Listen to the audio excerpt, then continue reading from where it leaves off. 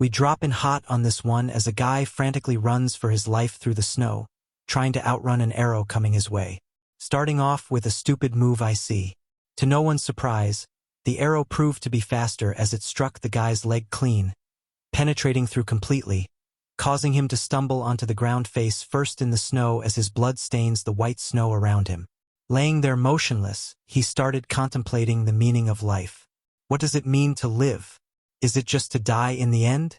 As he slowly rose up to his knees, a hooded old man stood towering in front of him with his sharp blade to his throat. To him, it seemed like no matter what you do, there was no meaning to it in the end. Screaming, the old man asked his lackeys to search him, and the other two hooded figures stripped him down until they found what they were looking for. Held tightly in one of the men's hands was a golden chalice, while our boy was held down on the ground by another. As the old man came close to him with his sword raised for a swing, he was telling himself that he had done everything he could, but in the end, he was killed just like in the game. His head lay severed on the ground, while in the background a slow chant is heard of someone repeating the same word, murder. Listening to this, our boy's severed head starts talking, telling the mother of corruption to be calm because it was necessary to die here. The mummified hand in the snow slowly crawled towards him and grabbed the boy's body, raising it up in the air while his head lay far away, asking if she was angry because of the divinity within the relic he lost. Because if that was the case, he had already collected it.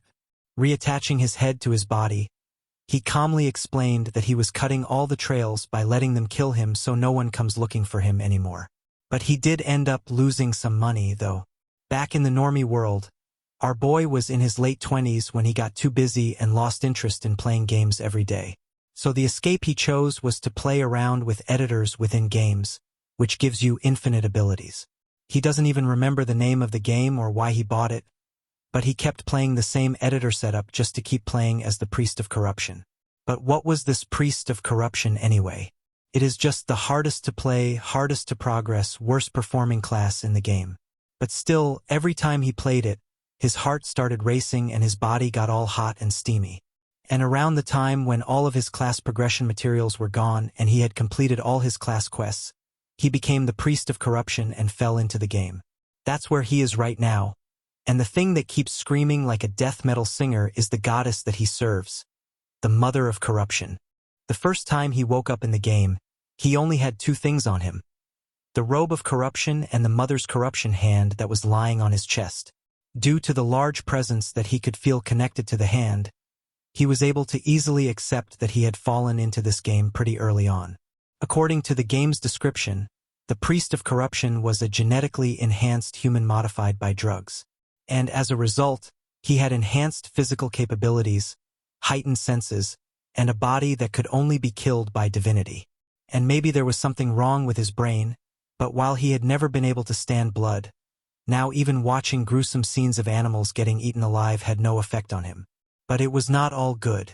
With not being able to feel emotions, his body was now not able to feel or worse, taste things, and he really missed the taste of a nice bowl of pork belly and kimchi soup. Fast forward to the Hunters Guild. Our boy was getting his license to accept jobs. Standing at the reception, he asked the receptionist if there were any jobs he could take on. Leaning in on the pile of requests, the receptionist looked over them, trying to find a job for the priest serving the goddess of preservation standing before her. You can just imagine how difficult it would be to move around if he said he was the Priest of Corruption roaming the streets corrupting people. So he decided to pretend to be the Priest of Preservation. Sounds like a good guy, especially when paired up with that innocent smile he pulls out. Generally, someone pretending to be from a different order would not sit right with their parent god and would cause their god to mark them. A mark that only members of that order can see, more like a seal of punishment. However, our mother was benevolent in regards to impersonations like this. The Order of Corruption was the enemy of all, and our boy, who was hated by all, was the Mother of Corruption's only disciple. The receptionist, after looking through the requests, held one up in her hand for our boy, addressing him as Priest Marnak. He grabbed the request and started reading. It was an announcement from the Lord of Guis investigating recent monster attacks. The receptionist expressed her relief in working with him because with the others she had to read out the request for them, But for our boy, the moment he landed in this world, he was able to read and write every language here. Putting the request on the table, he asked the receptionist if there was a way to get part of the reward beforehand because our boy was dead broke. The scene shifts to giant carriages being escorted through the snowy mountains, and the one escorting them was our boy. As he walked, he was telepathically talking to the goddess of corruption about how chatty the reception girl was.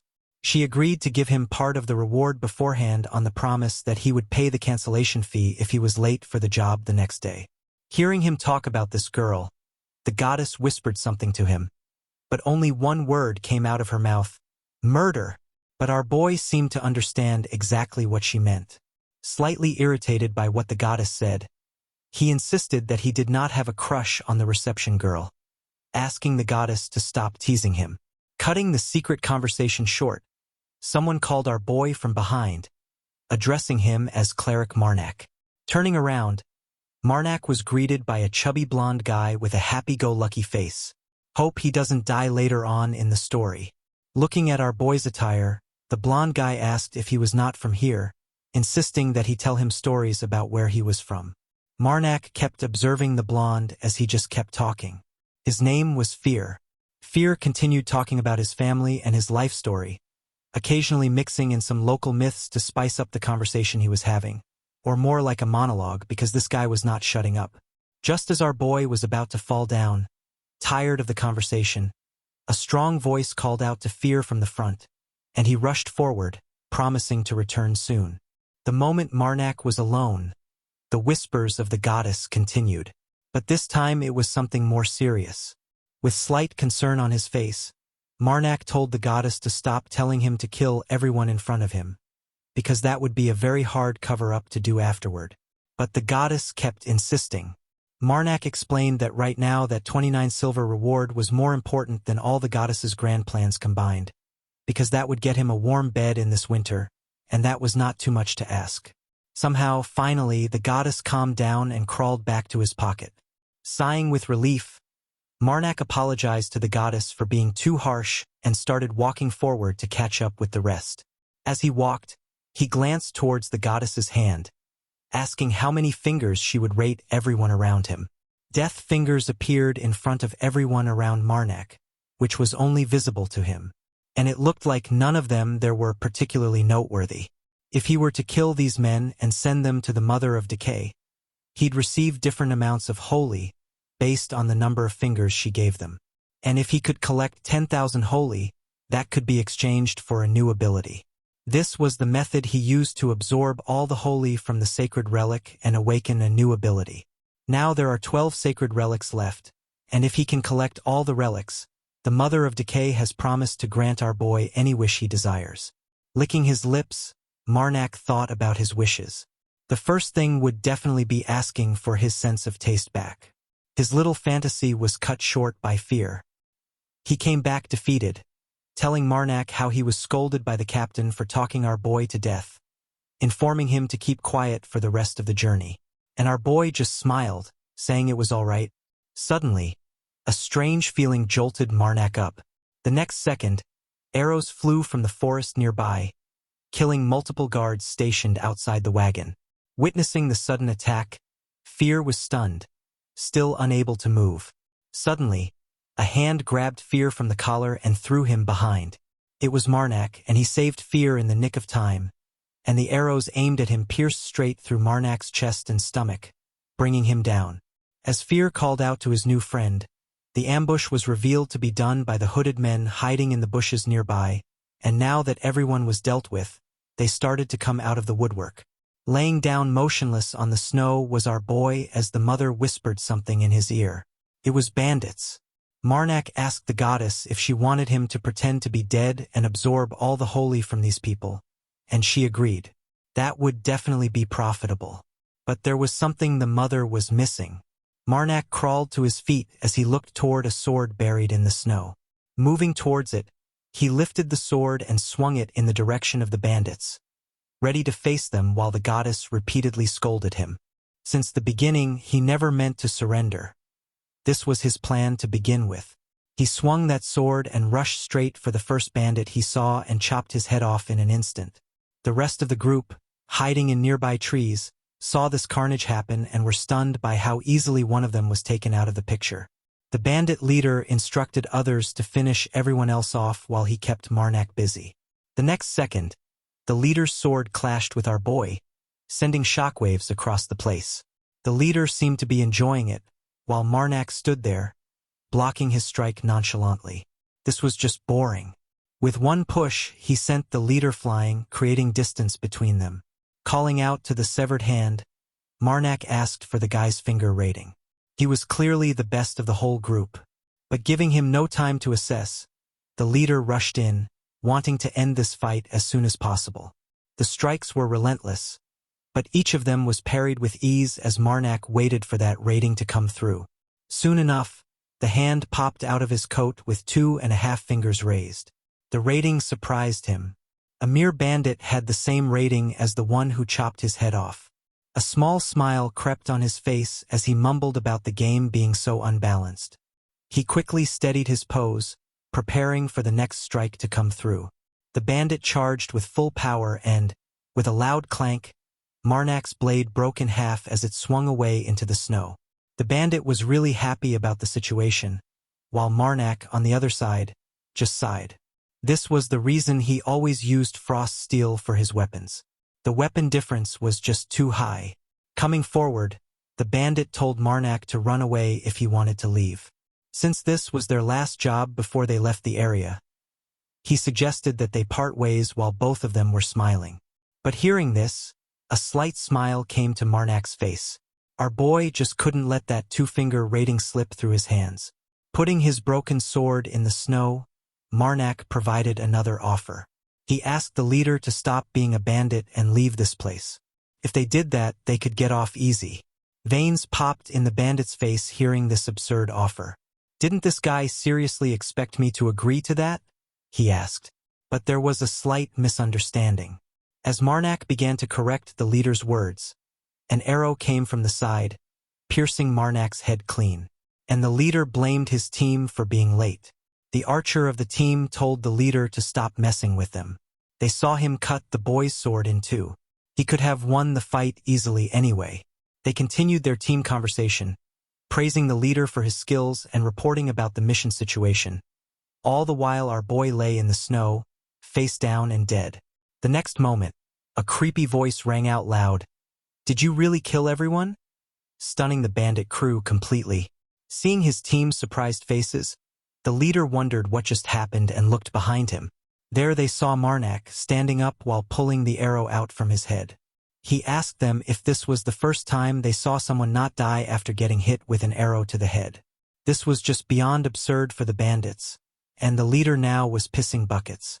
Marnak held his hands together, telling the bandits that he already gave them a chance, and they had made their decision by putting an arrow in his head. Green aura surged through Marnak's body, while dread crept into the bandit leader's face. With confusion and fear in his eyes, the leader turned to his crew, asking them to fire everything they had on him. Arrows rained once again, piercing Marnak's body repeatedly while he stood there, not moving an inch.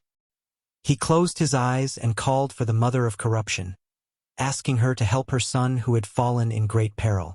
He kept praying while not even flinching from the repeated attacks.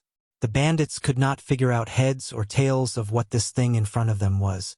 But the one thing they knew was that they couldn't win against this monster. Wasting no time, the bandits started to retreat frantically in the opposite direction, hoping to put as much distance between them as possible. But they could only run for a few feet before hitting some kind of invisible wall, trapping them all in the dome. The line in which the living cannot pass is an authority that the priest of corruption must activate before they can unleash their power. It prevents the living enemies from getting away and conceals the divinity of corruption. This authority allowed him to trap his enemies like rats in a trap. Marnak thanked the goddess for this very useful and fun authority and charged up his attack. Meanwhile, on the dome walls, the bandits were scratching at the walls to find some way to get out of there. Maybe if they hit it hard enough with the sword, they could slice through it. But time was running out and they didn't have much of it. The next moment, a massive dark, corrupted mana flowed toward the sky while all they could do was watch in fear.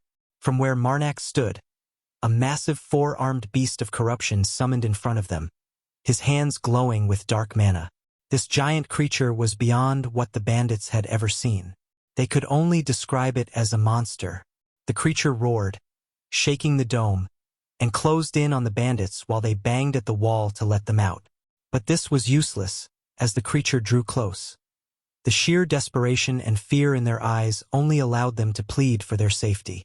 They begged the priest standing before them to spare their lives, promising to stop being bandits for life. But this was not about getting them to the right path to begin with. He is the priest of corruption. Marnak telepathically asked the creature to go ahead and finish them off, but leave their bodies intact. The dome echoed with the death cries of the bandits, but it did not last for long. After a couple of minutes, the place went silent again, and Marnak stood in the middle, surrounded by the dead bandits all around.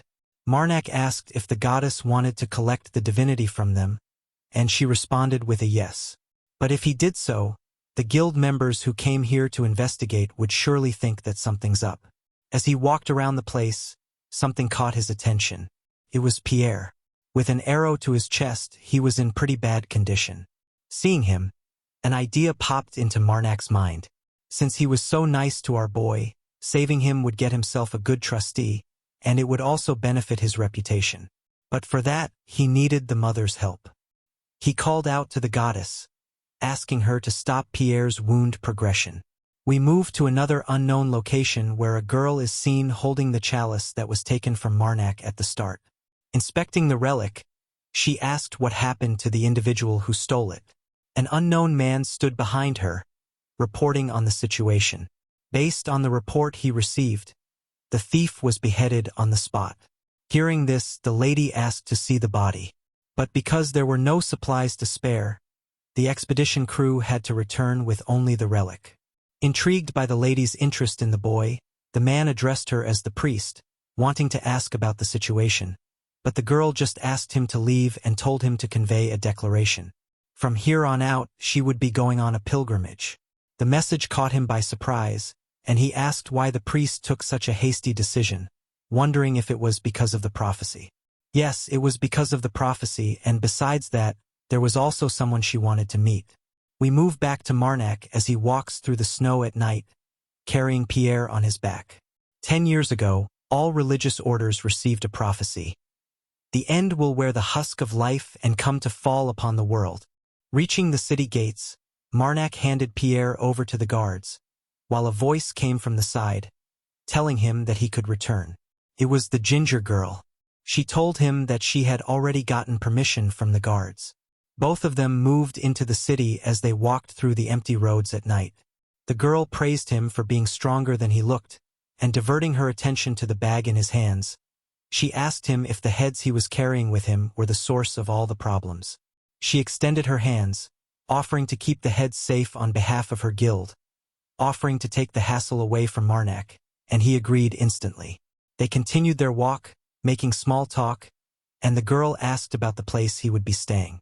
It was not decided yet, and he was still looking for an apartment. Hearing he was still on the hunt, the girl, with a mischievous smile, offered him to stay at her place. Hearing this, Marnak's face turned into a bright red tomato. But the goddess doesn't seem so pleased about what she heard. In the morning, Marnak lay with his hand on his chest, saying his mother should understand why he accepted Aaron's proposal, though he was lying. In a fairly nice house, on a large bed, the mother of corruption continued urging him to kill. He insisted he had no ulterior motives toward the red-haired beauty. He had simply thought she was inviting him to spend the night in the guild's guest room. A knock came at the door. Aaron entered and greeted him. "Good morning, priest." She would have preferred to let him rest longer, but something required his attention. The guild building was massive and made of stone, even its doors towering in size. Marnak said not to worry as he approached the door and asked what had happened. Aaron replied that the Lord wished to see him. Beneath the blanket, the mother's hand repeated "kill," and even showed a middle finger. Marnak asked if Aaron knew why the Lord needed him. She hesitated, then explained that Captain Galad, who had died during the mission, was the Lord's half-brother. The guild itself resembled a beautiful castle, its roof decorated with the guild's emblem. Its refined decor and elegant structure gave it a sophisticated air. A butler informed the Lord of Marnak's arrival. The Lord, holding a cup of tea, dismissed the butler, who obediently withdrew. Standing before Marnak was Jay's master Tren Filion, a tall, broad, middle-aged man dressed in rich clothes, with black hair and an empty, sorrowful gaze. He asked if Marnak had witnessed his brother's final moments and offered him tea. Marnak smiled faintly, almost creepily. The moment the mother saw the Lord, she drew a cross on him.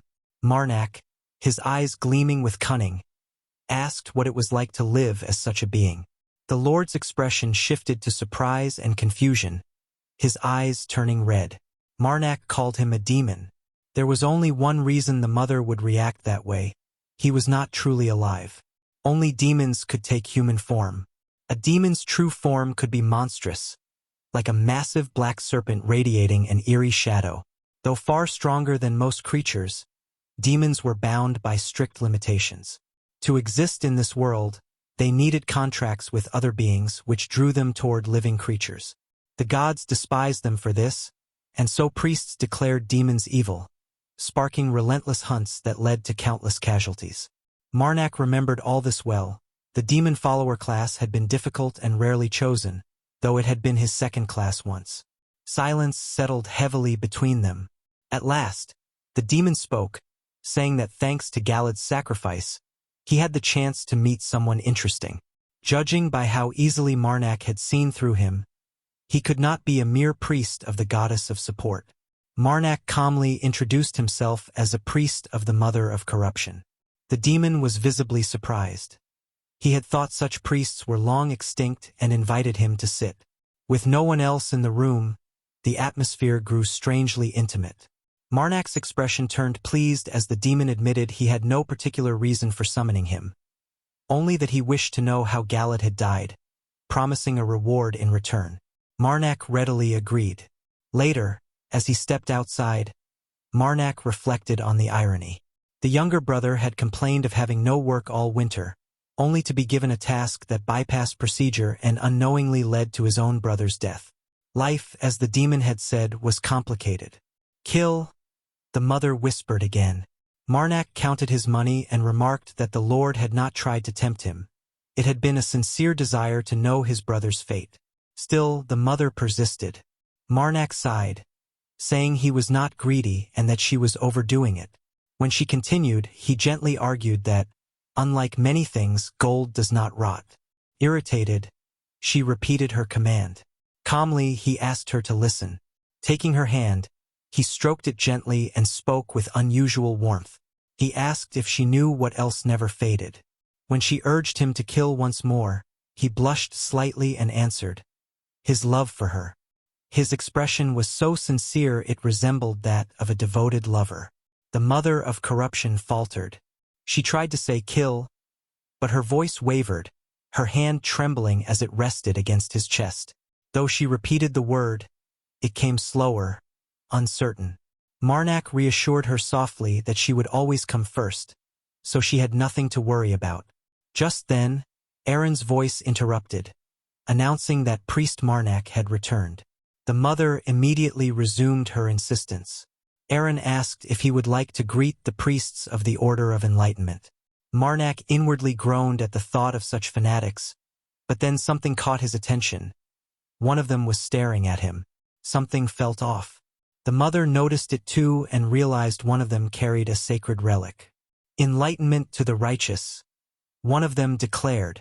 He introduced himself as Morvis, a tall, scarred man who described himself as a pendulum on the scales of retribution. He gestured to his companions, the giant Koru and a brown-haired girl named Patina. Each carried large, unusual weapons and all bowed in greeting. Marnak returned the gesture politely, introducing himself as a priest of the goddess of support. A worker nearby mentioned that the initiation priests would be staying as well, just like him. Marnak maintained a polite, practiced smile, though inwardly he felt relieved. With others around, there was no need to take risks now. There would be better chances later to obtain the relic. The only problem was that when absorbing a divine relic, the divinity of corruption would inevitably reveal itself. Marnak thought that trying to steal it would make him look less like a priest and more like a bandit of corruption. Morvis said they needed to meet the Lord and suggested they have a productive conversation another time. As they began to leave, Marnak wondered if he should follow them. Aaron mentioned that the guild usually provided shelter for priests for a small price. He asked why she had invited him to spend the night with her. She replied that it was only so he wouldn't misunderstand. It wasn't personal interest. He was staying because of his position as a priest. Marnak felt a little disappointed but said everything was fine. Aaron then added that she did have one request. Marnak asked what it was. Leaning close, she whispered that if possible, he could place a blessing of preservation on the food, so it wouldn't spoil quickly. Marnak quickly stepped back and asked why she couldn't just say it normally. Why whisper? The mother muttered. Kill. The girl laughed and admitted she didn't even know why she did it. The mother of corruption grew furious and repeated her command. Someone nearby remarked that the two of them seemed to be having fun. Marnak turned and asked why he hadn't gone with the others. It was Koru who explained that he had no choice. Many of the northern lords held prejudices against his tribesmen, so he stayed behind out of politeness. After seeing his companions off, he had returned to the guild. Aaron said she didn't think Lord Tren would care about such things. He might seem cold, but he did his job well and knew how to separate personal matters from work. He treated people fairly, so it was better not to speak badly of him. Koru nodded, saying he would remember that, and asked her to tell him more. He listened carefully as Aaron spoke with enthusiasm and a smile, while Marnak simply nodded along. After some time, Marnak wondered aloud why the priests of enlightenment needed to meet the Lord. Koru explained that they were following a prophecy received 10 years ago. According to Morvis, the end, hidden beneath a living shell, would come into this world, and it might be a demon. Marnak asked if they truly believed the Lord was a demon. Koru shook his head, saying they were simply checking everyone. At that very moment, two priests stood before the Lord, holding a goblet. Koru explained that Morvis possessed the ability to detect demons. The stone on Morvis's belt suddenly began to glow brightly. It was a sacred relic. Both Morvis and Patina stiffened, their expressions turning hostile as they glared at the Lord. Without warning, he revealed his true nature. His body expanded into a monstrous form, smashing through walls as a violent explosion tore through the guild. Marnak and Koru tensed. The demon now resembled a massive crocodile, its back covered in large spikes. It let out a deafening roar. Marnak immediately understood what had happened. Morvis raised his massive hammer, lightning crackling from it as he cast a spell, Scales of Retribution. With a shout of "Die!" he brought it crashing down onto the demon's head. A surge of energy erupted outward, followed by a massive explosion that sent smoke billowing across nearby houses. "Damn demon!" Morvis roared as dust and debris filled the air. Marnak and Koru rushed outside. Koru pointed toward the chaos, explaining that this was Morvis's hammer of punishment. They were truly fighting a demon. He urged Marnak to help, but instead, Marnak ran in the opposite direction, telling Koru to go ahead and that he would catch up. A worker stopped him, asking what was happening. Ignoring the question, Marnak grabbed the girl and demanded to know where Pierre was being treated. She struggled to explain, so he told her to be clearer. Then, pushing off the ground, he leapt high into the air. When he landed, the force shattered stone beneath him, and he dashed forward at great speed, wind trailing behind him. Meanwhile, Aaron heard cries for help. In the distance, they saw the enormous demon with Morvis standing atop its head. The creature was so massive it could crush a warrior with a single bite. Buildings collapsed around it as people fled in panic, shouting for others to get out of the way. Aaron screamed, "Priest, there's a monster!" The demon rampaged through the city center, its muscular body tearing through the guild building entirely. "Forget it," Marnak said. "Where is Pierre?" She pointed, saying he was inside. Marnak rushed into the building. Furniture lay scattered across the floor. Pierre was inside, asleep and covered in bandages, but alive. Aaron said he was lucky. Marnak smiled and said he had saved him once, so he wouldn't let him die now. He lifted Pierre onto one shoulder. Aaron looked surprised that he could carry him so easily. Marnak told her to hold on, as he couldn't carry her in his arms as well. She quickly climbed onto his back and wrapped her arms around his neck. "Okay," she said. Marnak pushed off the ground again and leapt high into the air. As they moved, Aaron looked around and said she knew a secret passage. Marnak asked where, and she pointed toward a small door in a nearby building. It led outside the city, but it was locked. Marnak landed, then used the power of the Mother of Corruption to smash the door open with a single blow. Aaron stared in shock at his strength as they rushed inside. Looking back at the broken door, she asked, "Are you serious?" Then, almost in disbelief, she added that Marnak was incredibly strong. Aaron climbed down to the floor, and Marnak told her that if the situation got worse, she should escape through the passage. She quickly asked what he would do, but he simply replied that he had to go back. As she called out to stop him, Marnak was already running. He rushed toward the guild building, intending to call out to Koru, but stopped when he saw him lying on the ground, wounded and bleeding heavily. Marnak knelt beside him and urged him to wake up. Koru slowly opened one eye and muttered, recognizing him as Priest Marnak. The wounds were too deep, far beyond saving. Koru pressed his hand against his injury as Marnak realized that leaving him like this would only make things worse. Marnak asked where the others were. With effort, Koru explained that Patina was already dead, her body lying near a blood-stained wall. When Marnak asked how to defeat such a demon, Koru told him about another relic, a white sword. Orvis had already driven it into the demon's head, and if Marnak could reach it and pierce the brain, the demon would surely die. As he finished speaking, Koru's hand fell limp. Marnak remained beside him for a moment before quietly telling the Mother of Corruption to accept the man. Green magic began to envelop Koru, and a system window appeared, 100 divinity gained. In the distance, Orvis roared as he raised his hammer and brought it down on the demon's head, shouting about the scales of retribution. The demon howled in pain, its massive tail smashing through nearby houses. Seeing his chance, Marnak ran forward and leapt from a rooftop onto the monster's lower body. He drove his sword into its flesh, blood spraying outward. Now he only needed to reach the sword in its head.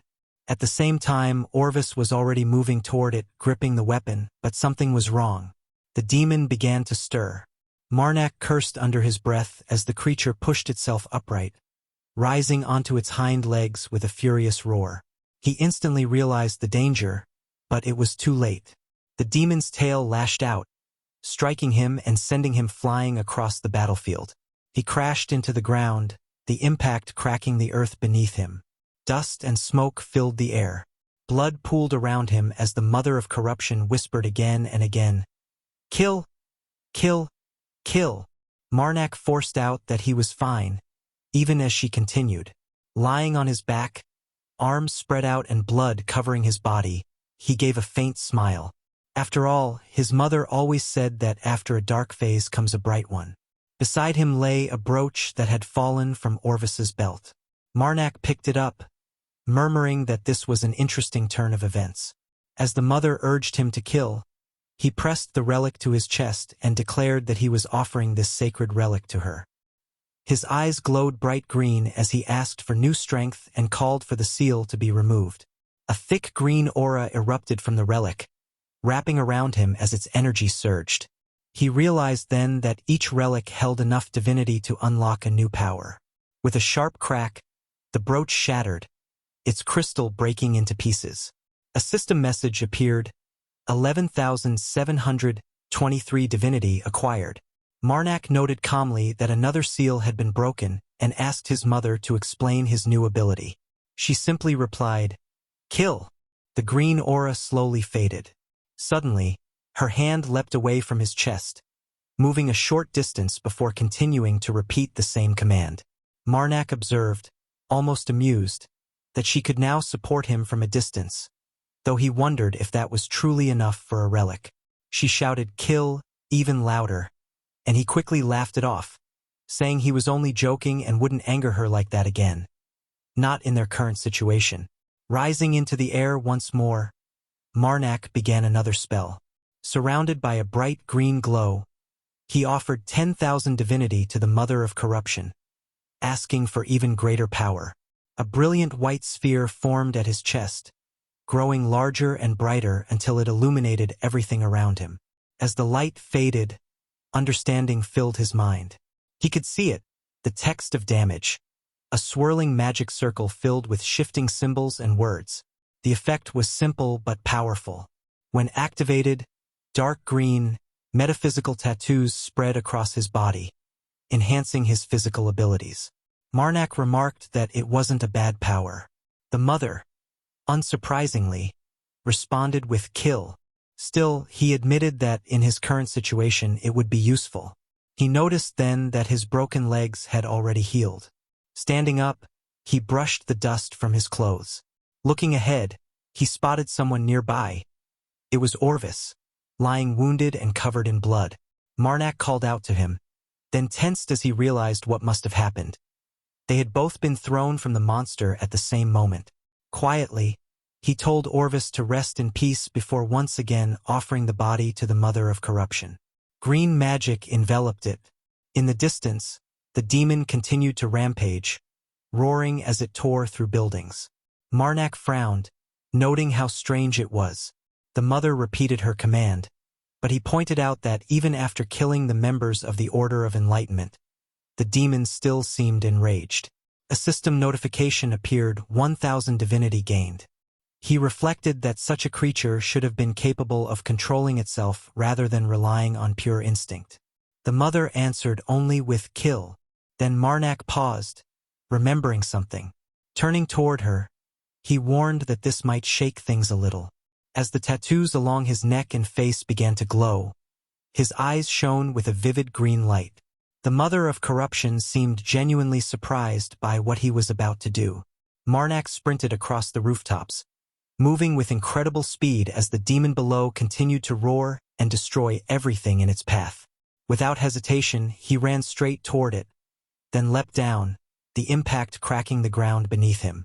The monster noticed him almost instantly, but in just 2 bounds, Marnak was already near its neck. The demon swung its massive tail, trying to crush him, but only managed to destroy more buildings.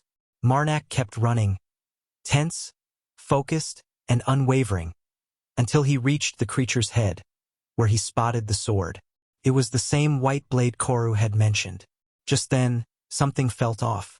The monster's body began to move strangely, arching unnaturally.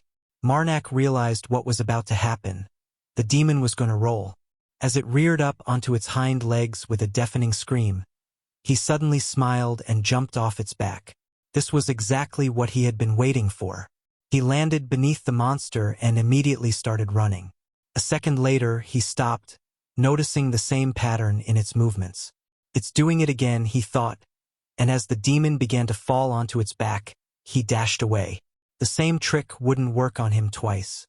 The impact was like an explosion. Dust, stones, and fragments of houses were blasted into the air, and the shockwave shattered nearby windows. Marnak coughed violently, blood spilling from his mouth as clots gathered in his hand. Gritting his teeth, he muttered that it was progressing faster than he expected. As the demon returned to its feet, Marnak realized the cost of using the text of corruption. His body was slowly rotting from the inside. Sooner or later, the damage would overwhelm him, and he wouldn't be able to move at all. He didn't have much time. Launching himself high into the air, leaving a faint green trail behind, Marnak rushed forward. In a single leap, he landed on the monster's head and grabbed the sword. Koru's words echoed in his mind. Pierce the brain, and the demon must die. A strong blue light began to radiate from the blade. Marnak grinned and yanked it free, saying, almost casually, "Wake up!" As he pulled the sword from the demon's head, brilliant blue magic burst outward. "Wake up, Lord Tradan," he called. The monster's eyes turned blue, and within them, the silhouette of a man appeared.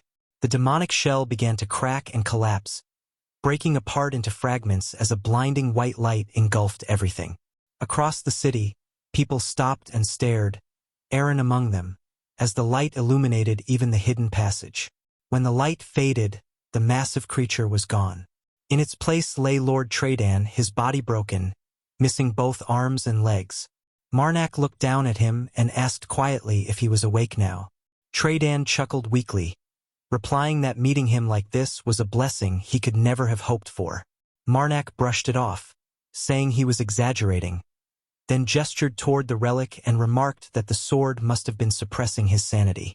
Extending a hand, he added with a faint smile that it seemed those 2 gold coins had not been wasted. Tredan took his hand and pulled himself upright, smiling as he agreed. They had more than paid for themselves. Together, they stood amidst the ruins of the guild. Elsewhere, a blue-haired girl conjured fire in her palm and released it onto the snow-covered ground. The flames spread, melting the snow and leaving bare earth behind, where grass soon began to grow. A gray-haired ranger watched in amazement, admitting that this power impressed him every time. Even the trees caught the spreading fire, yet there was no body to be found. He noted that this was the exact place where he had cut off Mark's head, but too much time had passed. Animals or monsters could have taken everything. The priestess agreed and thanked him for guiding her there, then asked if he could name all the nearby cities. Back in the city, now reduced to ruins, Marnak walked with an escort. They arrived at a building, and a man opened the door for him.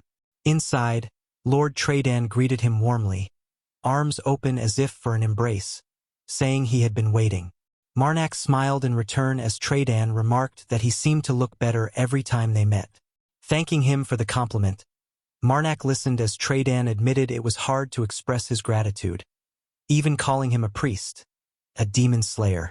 Marnak raised an eyebrow and asked who exactly he had slain, since the demon was still alive and doing quite well. Tredan, now fitted with prosthetic arms and legs, replied calmly that everyone wants to live, even demons, and that he didn't believe any living being was destined simply to die. Later, once everything had settled, Tredan addressed the entire city. Standing before a massive crowd, he declared that it was Marnak who had defeated the great demon and saved him. Marnak thought the praise didn't suit him, but it was too late. He had already been given the grand title of Demon Slayer. Aaron, in particular, seemed to enjoy it, constantly calling him that in public and drawing attention to him. The crowd buzzed with curiosity. Some whispered that he didn't look strong, while others insisted he had defeated 7 bandits alone. Someone else claimed that if he could kill a demon, bandits were nothing to him. Embarrassed, Marnak quietly slipped away from the crowd. Nearby, a man admitted he still found it hard to believe and feared that such a monster might appear in the city again. Later, seated at a table with Tredan and sharing wine, Marnak observed how smoothly his wooden prosthetics moved. Tredan explained that he only used them like this in private. In public, he pretended to limp as moving freely came at a high cost. Marnak tensed and asked what he meant.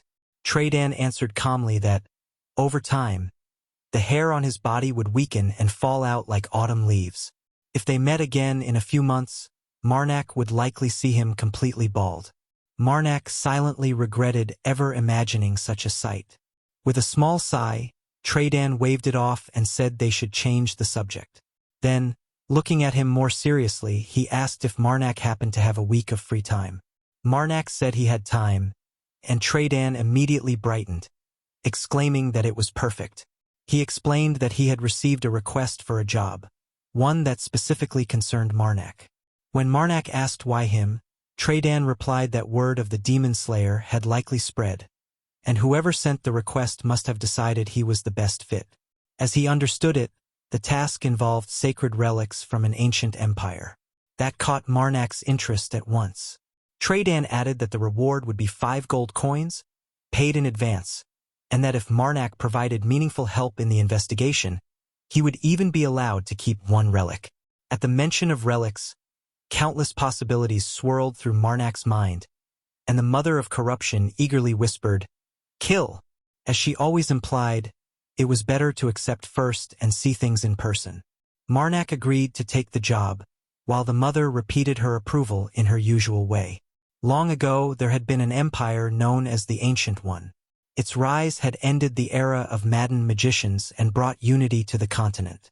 Now, people sought to recreate its lost technologies, making sacred relics incredibly valuable, as they contained powerful abilities. In truth, most high-level items in the world were relics originating from that empire. Marnak soon met his employers. Introducing himself politely as a priest under the auspices of the goddess of support, he gave his name. A young man with black hair greeted him in return, saying it was a pleasure to meet him and introducing himself as Carmen Volis. The name caught Marnak's attention. Carmen noticed and calmly explained that he was indeed related to Anthony Volis of the Black Wolves, his father, but clarified that he was born out of wedlock. Marnak found that surprising.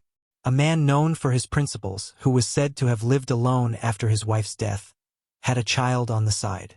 Still, Marnak decided it was best not to pry into such matters and instead asked to be introduced to the rest of the team. Carmen obliged, gesturing toward a robed figure with her hood up. He explained that she was Tunisia, the magician who would lead them to the relic. Beneath the robe was a small, delicate girl with short black hair. The second member, Sukuz, belonged to the One-Horn tribe. Carmen assured Marnak that he was reliable. Sukuz greeted him enthusiastically, saying it was an honor to meet the demon slayer and offering a handshake. Embarrassed, Marnak asked him to just call him Marnak, but Sukuz laughed and said there was no reason to be shy about such achievements. With introductions complete, Carmen suggested they set out immediately, explaining that the journey would take about 2 days and that they could continue their conversation along the way. 2 days later, they were deep in the mountains, surrounded by a snowy forest under a beautiful night sky. They lit a fire and settled down to rest. As the flames crackled, Carmen noticed that Marnak wasn't sleeping and suggested he should take the chance to rest. Marnak replied that he had already slept and didn't feel tired. Carmen smiled, remarking that he seemed stronger than he looked, and with time still left before sunrise, he asked Marnak to share an interesting story. Surely someone like him had met many women on his travels. Marnak replied dryly that in that regard, he was like fresh snow covering a winter field, untouched. Carmen laughed, surprised, and asked what kind of traits he found attractive in women. Marnak paused, thinking briefly of the mother of corruption, before answering that the most important thing was for her to be on his side. The mother, for once, remained silent. Carmen nodded in agreement, saying there was nothing better than waking up in the morning with someone peacefully sleeping beside you. Then, with growing enthusiasm, he added that a girl should have a big heart. The mother perked up at that, giving an approving gesture and whispering, "Kill, kill." Carmen, oblivious, spread his arms and clarified that to hold such kindness, her chest would naturally have to be large as well. The mother tilted, confused, repeating, "Kill." Carmen turned to Marnak and openly admitted that he liked women with large chests. Marnak, unfazed, commented that it was good for him to know his preferences. It would surely help him in life, but advised that it might be best not to share such opinions directly with women. Carmen laughed and said he didn't usually talk about things like this, but with Marnak it felt like speaking to an old friend. Marnak admitted he felt the same, even as the mother continued her relentless commentary in the background. The two of them spent the night talking and laughing, while the mother occasionally shouted "kill" loudly enough to ruin the mood. By morning, Marnak reflected that while his mother always told him to choose his companions carefully, he didn't mind Carmen's company. At that moment, Tunisia announced that they had arrived. She removed her hood and explained that she would now open the passage to the ruins. Taking out a key, she began her work. Once, a magnificent city and castle had stood here, and even the sky itself had been said to be beautiful. To enter, one needed to find the key, reach the correct coordinates, and read the ancient words inscribed upon it. As Tunisia recited the ancient language, a distortion formed in the air, slowly opening into what looked like a portal. She inserted the key and turned it, clockwise or counterclockwise, depending on the mechanism. Only magicians could read the ancient text, making their role in such expeditions indispensable. Marnak, however, could also read the language, but that was a secret he had no intention of revealing. A massive, glowing blue portal fully formed before them. Carmen gestured toward it and told everyone to step through. With little hesitation, the group entered. In an instant, they found themselves somewhere entirely different. A lush forest surrounded them, filled with vibrant green trees, as if they had stepped into another world. In front of them stood a tall, old tower with a huge entrance. Also before them was a dilapidated wall overgrown with moss. They exclaimed with delight. Carmen said that compared to other ruins he had seen, this one was the best preserved. He added that they would start their research here. There would probably be a lot of artifacts. Marnak was also in a good mood. He had never thought that he would get the chance to enter ruins he had only seen in pictures on the internet. His heart trembled with delight. Tony looked at him in disbelief as they went inside. They entered the stone building and lit a torch. Everything inside was very ancient. The team walked forward and approached a huge gate. Even the threshold beneath it was massive. On the gate was a seal written in an ancient language that glowed blue. Marnak found that it stated they needed to prove that the blood of the imperial family flowed through their veins. Marnak understood the ancient text and looked at Tony. She said they did not have the imperial blood of the ancient empire. The inscriptions glowed red, but the gate still opened. Tony said they needed to prepare for battle. Many strange monsters wearing ancient masks rushed toward them, seeming to appear out of thin air. As they ran, the stone floor collapsed beneath them. Sukas prepared for battle. Although the monsters were small, they jumped off the walls and were everywhere. Sukas fought them off, cutting them down piece by piece. Tony cast a spell, and her crystal cane began to glow with magic. The floor began to collapse, and light appeared beneath it. The monsters did not understand what was happening. The stone floor beneath them exploded, scattering them in different directions. They screamed and coughed as stones flew all over the room. Marnak drew his sword and joined the fight, cutting down many monsters with ease. He walked through their ranks, leaving only corpses behind. A voice, the mother of corruption, whispered, "Kill!" He turned just as one of the monsters attacked him with a sword. Their blades clashed.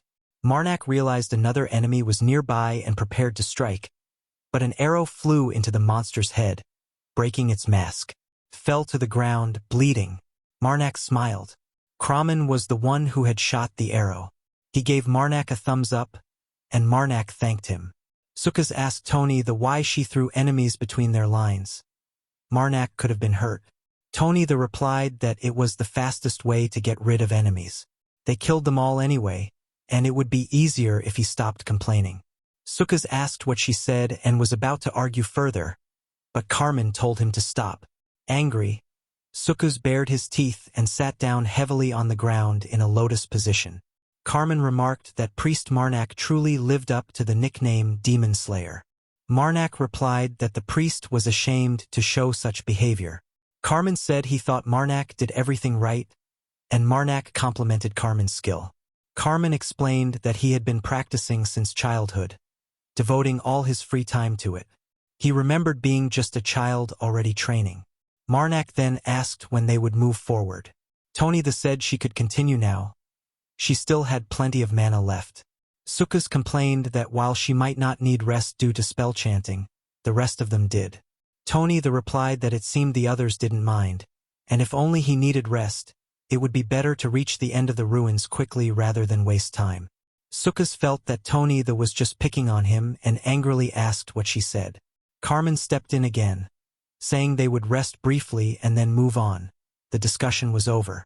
Tony was unhappy, and the team members stood apart from one another. Marnak laughed quietly. In this world, those called magicians were usually stubborn, and often fools. It was too easy to become a magician by birth.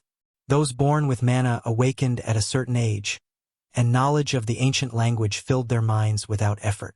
They could understand spells without learning them. Because of this, most magicians hated learning new things and became stubborn and self-centered. Tony reminded Marnak of the magicians he had met before, though she was clearly better mannered than most. After a short rest, Carmen said it was time to move on. Suddenly, a loud noise echoed. A huge stone bolt fell to the ground with a roar, raising dust and debris. Carmen shouted that the door had closed behind them. They turned at another sound. A metal monster emerged from a red glowing portal and landed heavily on the floor. The creature had a single eye that glowed blue. Marnak was not surprised. The earlier enemies had been too weak for ruins of this level. This was something serious. The massive monster blocked the team's path, its glowing eye assessing them as it prepared to attack. Sukus bared his teeth and readied his weapon. Tony stepped forward, telling him to move aside. She stood before the monster, her staff glowing blue. She began chanting in the ancient language, and her staff illuminated the entire chamber. The walls, ceiling, and floor began to collapse around her and the monster. Huge stones rose into the air, and cobblestones rained down. Tony levitated above a forming pit as dust clouds filled the room. The monster's eye began to glow brighter and brighter. Carmen suddenly shouted in horror, warning Tony that it was dangerous and she needed to finish the spell and retreat. The monster's eye reached its brightest point as it looked up at the descending magic. Tanitha's attack struck, but only created a small hole in the creature's head. The monster sank slightly, then burst upward. Stones scattered as it collided with the remaining magic in an explosive impact, destroying everything around it. Tony looked up in fear. A metal monster flew straight at her and swung its fist. It landed, and pieces of flesh and blood splashed everywhere. Sukus was shocked and horrified by the scene. The remains of Tony shattered right in front of him. The monster loomed above Sukus, Tanitha's body dripping piece by piece onto his weapon. It seemed to grow bigger and more terrifying, surrounded by a blue aura. Marnak shouted for Sukus to duck, but it was too late. The monster struck him in the face. The blow was like a flash and an explosion.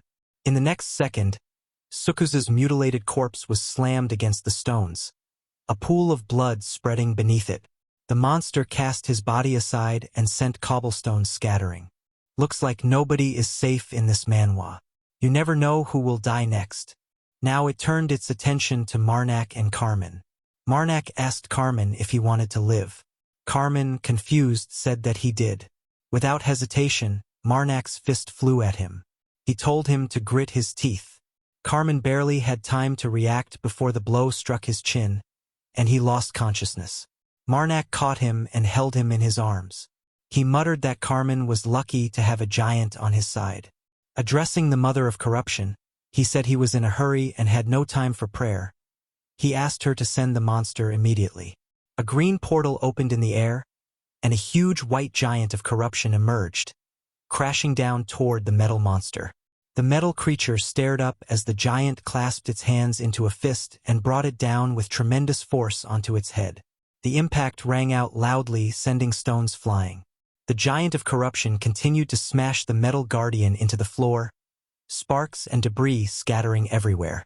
Marnak ran, carrying Carmen with him, and set him down against a wall away from the battle. He muttered that one could always rely on the white monster and wondered if the mother of corruption thought the same.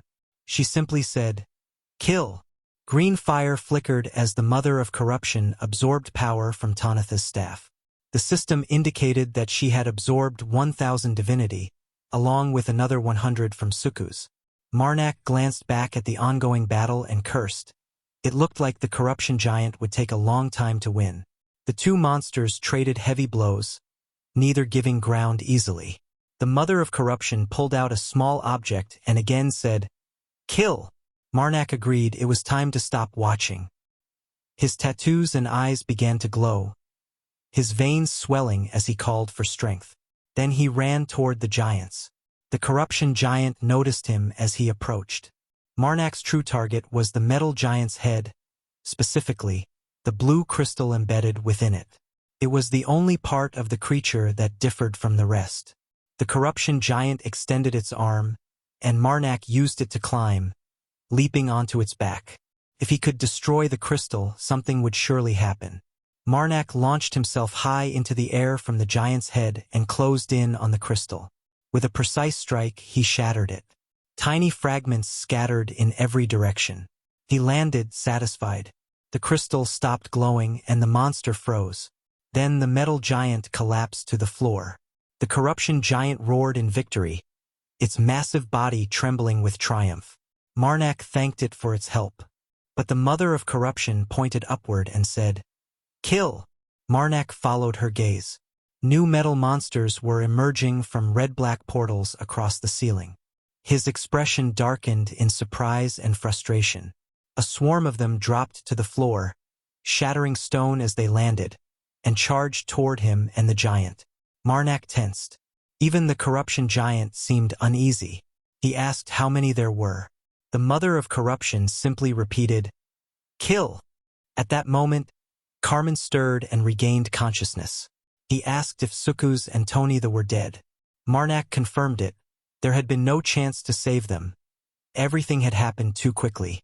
Carmen lowered his gaze and said the key should have activated when the metal giant fell from the ceiling. He admitted he hadn't known them well. They had only met when he hired them, but they had died because of his greed.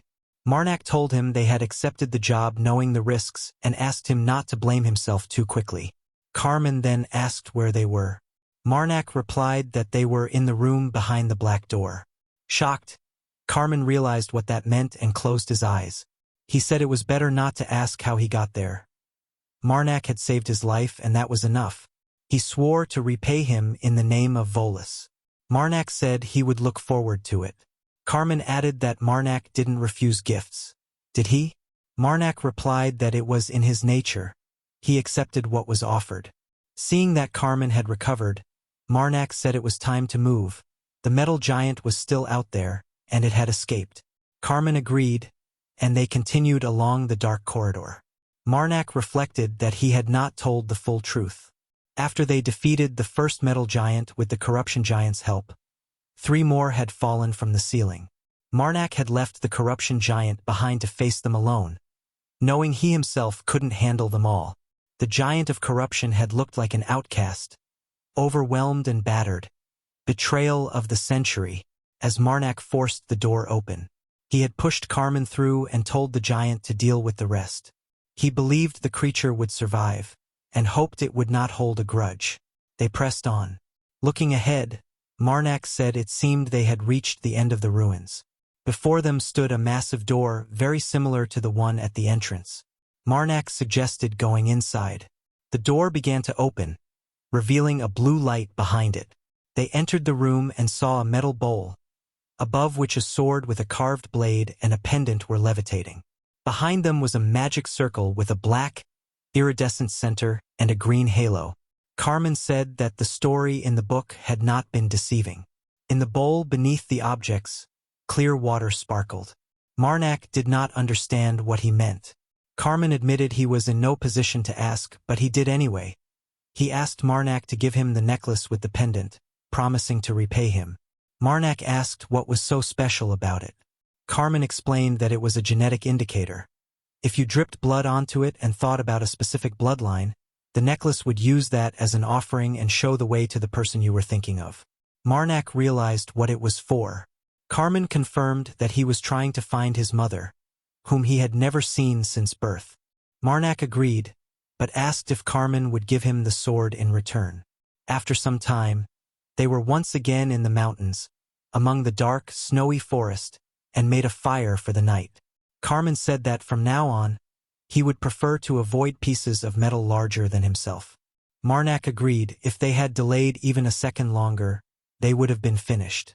After taking the relics, another metal giant had burst into the room. If they hadn't rushed, it would have caught them. Carmen put on the necklace. He admitted he had thought they might die there and asked Marnak to bless him. Marnak agreed. Carmen pricked his finger, and Marnak said that the goddess of support would help him. The mother of corruption, however, angrily muttered, "Kill!" Carmen held his finger over the pendant, and a drop of blood fell onto it. Red magic began to emanate from the pendant, like blood and fire, forming intricate patterns. Carmen watched in fascination and gasped. The pendant had revealed a path. He said he knew now that his mother was alive. The drop of blood spread into the shape of an arrow like a compass. Marnak said he was glad the necklace had helped. Carmen replied that he couldn't have done it without Marnak and didn't know how to thank him. Marnak said he would gladly accept anything. Carmen hesitated, then asked if Marnak would consider one more request. Marnak agreed. Carmen asked to continue traveling together until he found his mother. Since Marnak was already heading west, they could go to the capital together, where Carmen could properly repay him. With a confident smile, he added that he would cover all travel expenses. Marnak smiled faintly. Carmen assured him he had enough funds.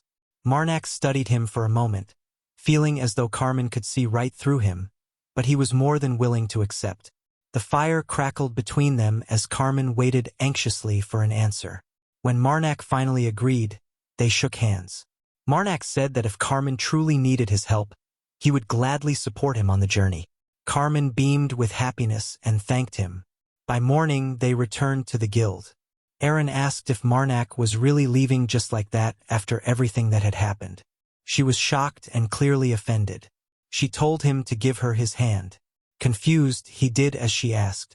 She placed something in it, a small, leaf-shaped token.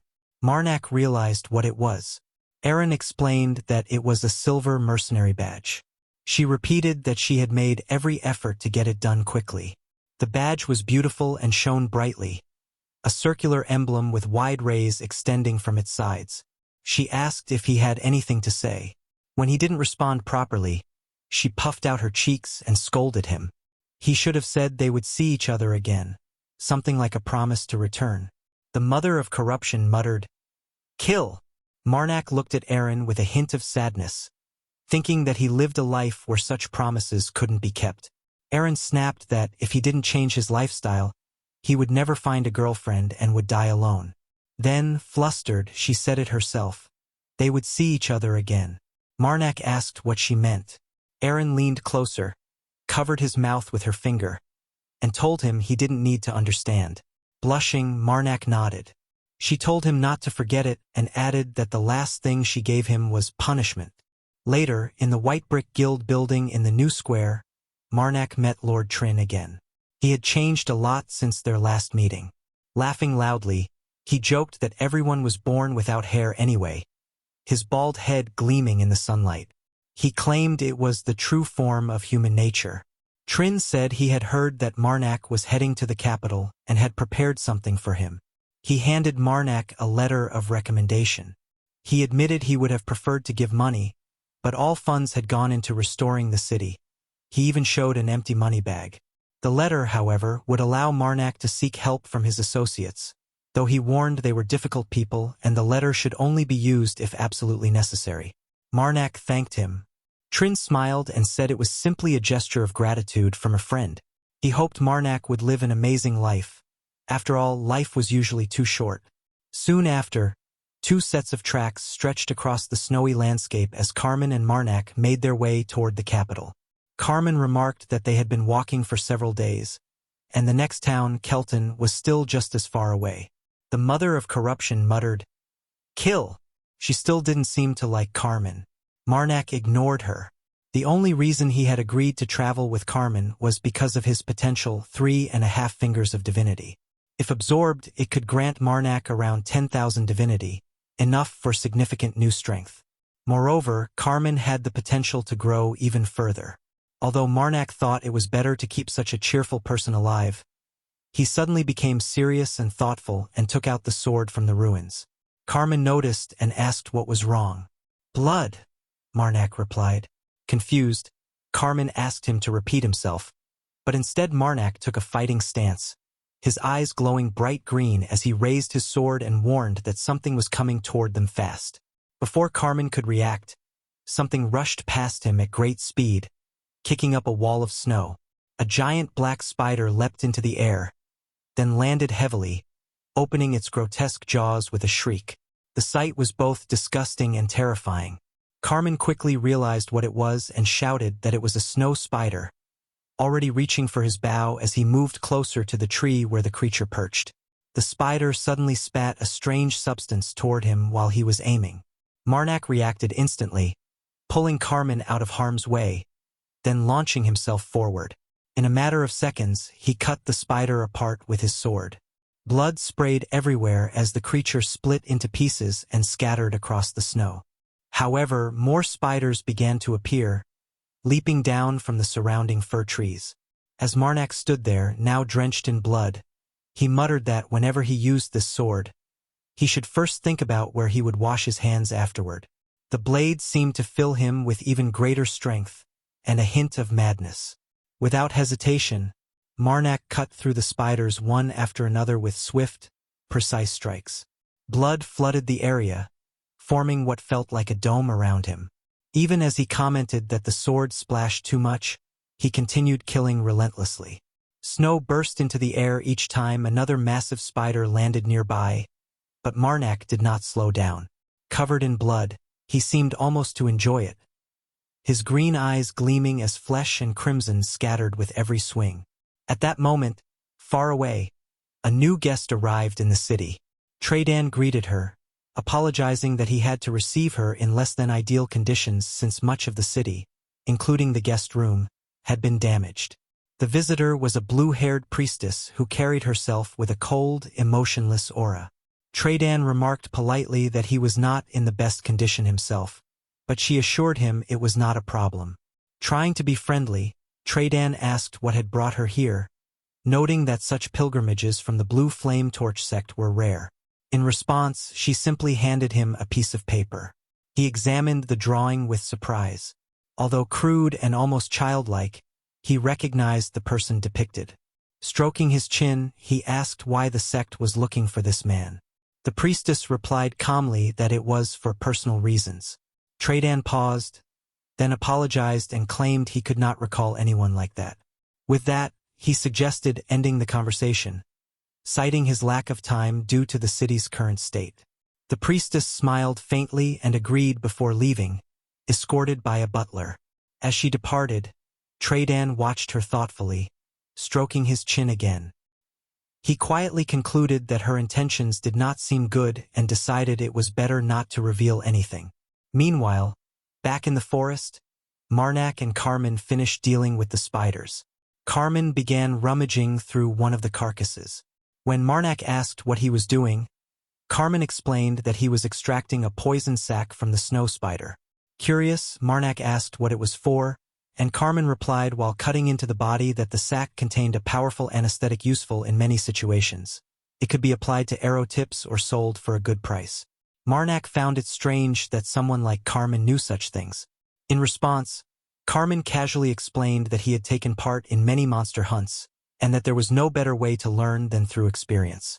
As he carefully removed the sac, Marnak shielded himself from the splashing blood and remarked that since he was already dirty, he might as well help. He asked Carmen to show him where to find the sacks. Carmen agreed and mentioned that Kelton was only half a day away. He would teach Marnak how to collect them, and afterward they could head to the city, where, he added, they should definitely find a place to wash up. Marnak agreed that it sounded like a good plan. By sunset, they reached the gates of Kelton. They were filthy, their clothes soaked in blood. As they approached, Carmen slipped into a shallow dip in the snow and fell, while Marnak grabbed onto a branch to steady himself. Despite their appearance, both were in good spirits and laughing as they got back up and continued forward. A guard rushed toward them, staring in surprise as he asked how they had managed to reach Kelton. Marnak answered simply that they had walked. Carmen, puzzled, remarked that it was a strange question. The guard, however, shouted that the city had been locked down for 3 days due to monster attacks. When Marnak asked for more details, the guard explained that although attacks had increased, no bodies or remains were ever found at the sites. Carmen frowned and pointed out that this was especially strange in the case of snow spiders, which drained their victims' blood and left behind dry, lifeless corpses, something impossible to miss. Before they could continue, another guard ran up, saying that Lord Strand had summoned them and would escort them to his estate. Lord Strand, a short and rather plump man with black hair and fine clothes, greeted them warmly in a richly decorated dining room filled with ornate patterns and candlelight. He expressed great relief that Marnak, the demon slayer, had arrived. Aware of the ongoing situation, he explained that the issue was not the monsters themselves. When Marnak questioned whether a single follower of an evil spirit could truly block an entire city like Kelton, especially one protected by 2 layers of stone walls. Strand shook his head. He clarified that, according to the priests, at least 4 different sects were involved. They had united to cut Kelton off from the rest of the world. No matter how much Lord Strand thought about it, Kelton was just an ordinary city, nothing special. He didn't understand why all of this had started right after he became the new lord. If his father were still alive, he said, he would surely have found a way out of the situation. Strand grew emotional and even shed a few tears. He explained that while the city still had enough supplies and the guards remained motivated, the siege had come so suddenly that they hadn't realized they were completely cut off until it was too late. What they needed now were people who could break through and spread word of their situation. Marnak understood the implication. Strand looked at him with hope and admitted that they needed a group that wasn't afraid to die. After a brief pause, Marnak nodded and said he would help with all his strength. Later that night, as the dark sky stretched beyond a large window, the mother of corruption lay on the bed, spreading her fingers irritably and muttering, "Kill!" Marnak frowned and asked what she meant. Was he supposed to hit the Lord and leave? He said that would be going too far. She only screamed, "Kill!" again. Ignoring her, Marnak took out a vessel and pointed out that they had at least gained something from the seekers of the stream. He poured water into it, noting that such an item could only usually be found in the western desert. The mother of corruption repeated her demand, but instead they both looked at the bowl as a faint column of blue light rose from it. Marnak remarked that at least now he wouldn't have to worry about washing his face after using the butcher. He dipped his sword into the water and recalled her earlier words, that soaking a blade would make it cut better. Lifting the vessel with magic, he watched as it emitted a soft blue glow, system-like pixels flickering around it. "In any case," he said, "isn't living life to the fullest the best option?" The system interface appeared before him, divided into squares, one now displaying the image of the bowl. He admitted to the mother of corruption that he hadn't really agreed to help Lord Strand out of goodwill. He had a feeling that a main quest would soon appear. The signs were obvious, for different sects working together was no coincidence. Even the so-called evil spirit behind it wasn't unusual in this world. Such labels were simply given by the main gods to mark targets. Still, there was one thing all followers of evil spirits shared. They were completely unhinged. Finding a sane one among them would be nearly impossible. Sects rarely united, which made this situation even more suspicious.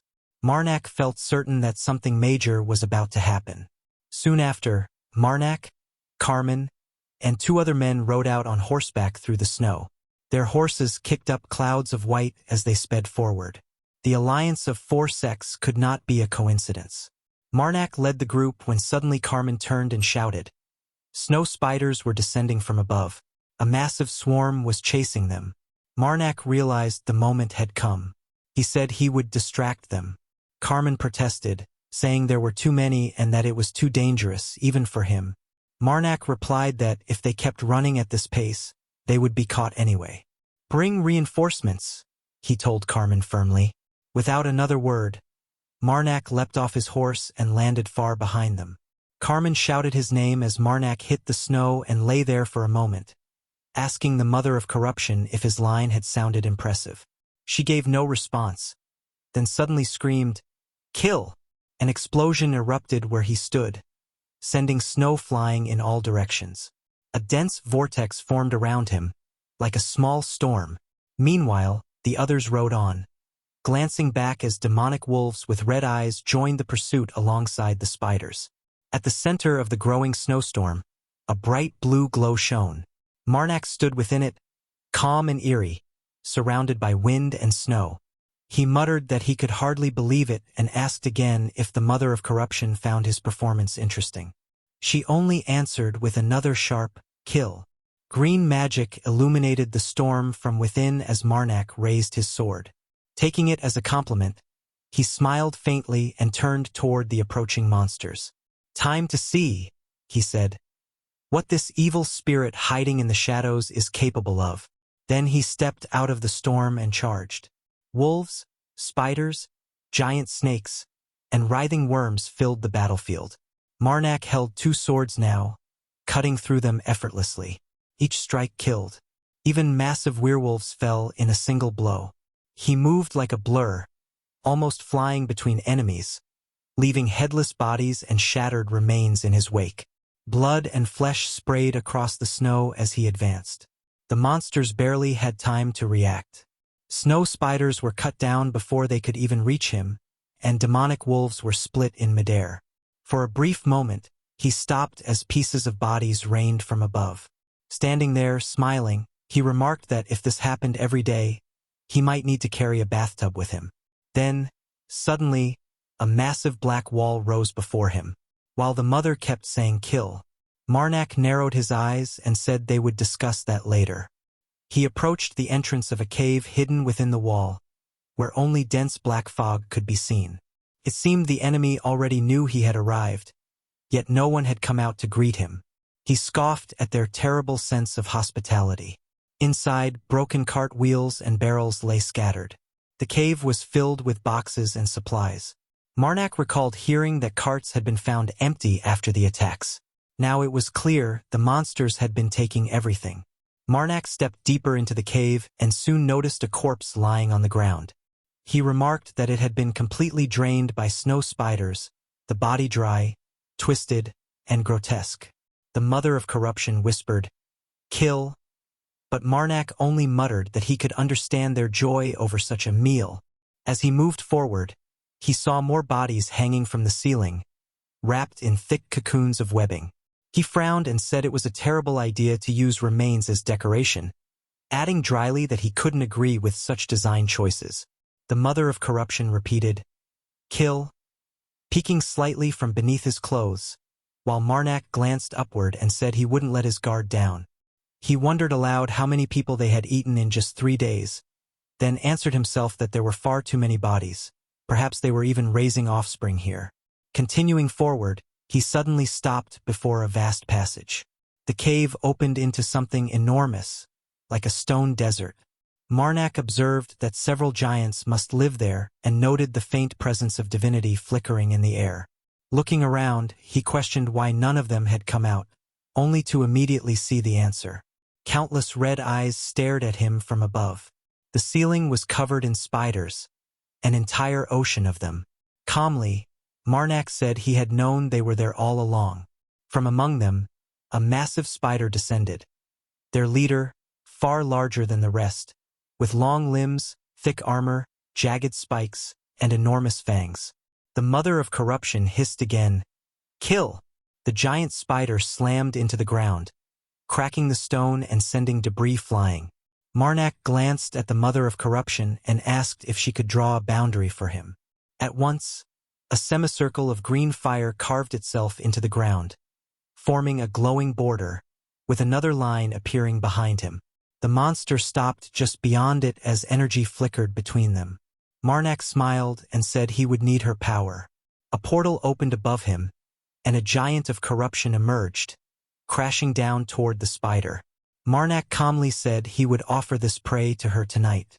The giant struck the spider with tremendous force, driving its head into the ground as Marnak's tattoos began to glow. The spider lashed out with its sharp legs, piercing the giant's body. Their clash shook the cavern, stones flying everywhere as both monsters roared.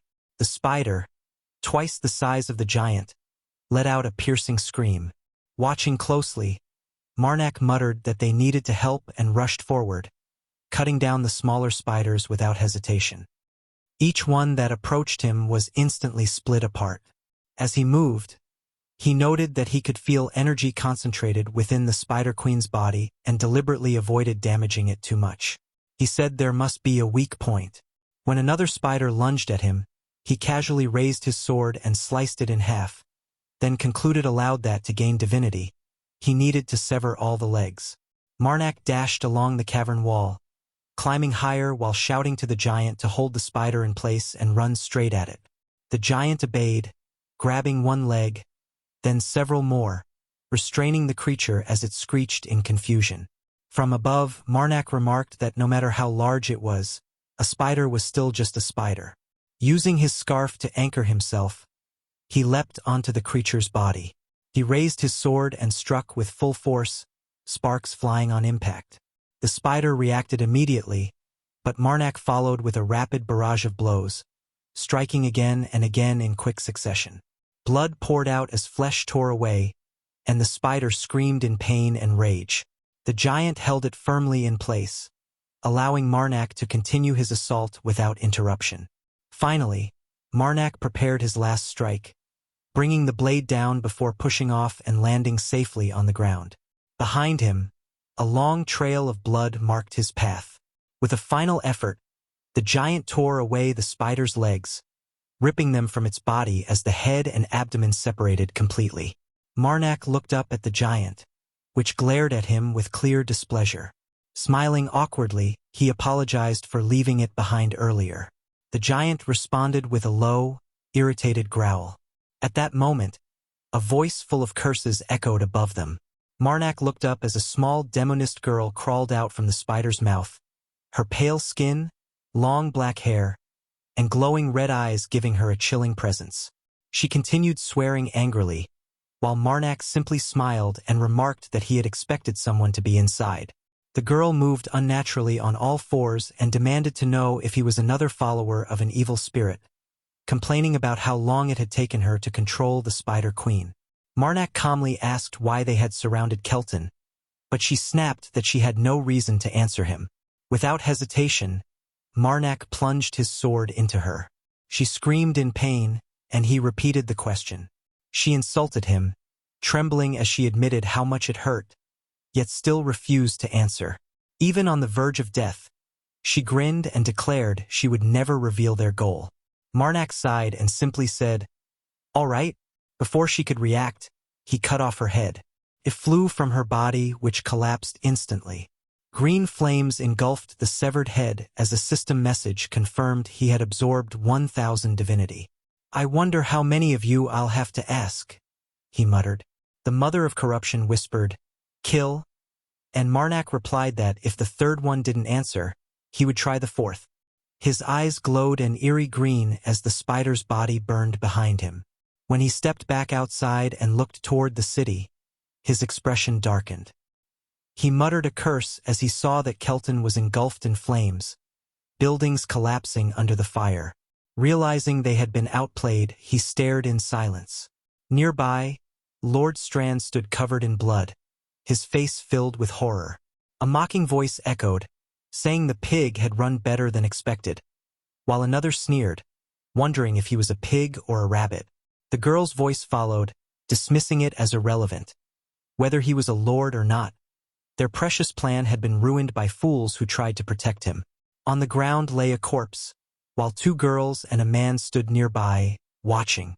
Parna raised a question about the incarnation, and one of the others explained that it was unstable and difficult to gather divinity from living beings.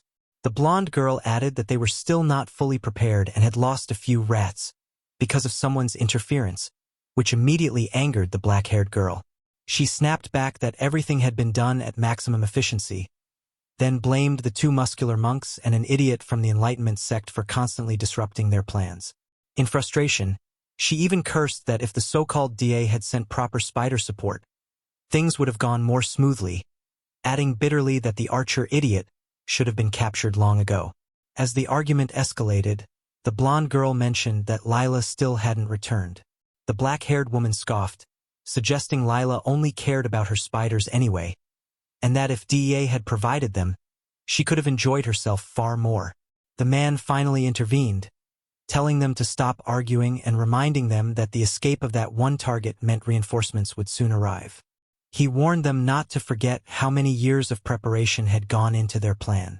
The black-haired girl retorted that she was tired of being questioned and mocked, even accusing the blonde of being distracted by personal issues, while the blonde irritably decided to go check the situation outside.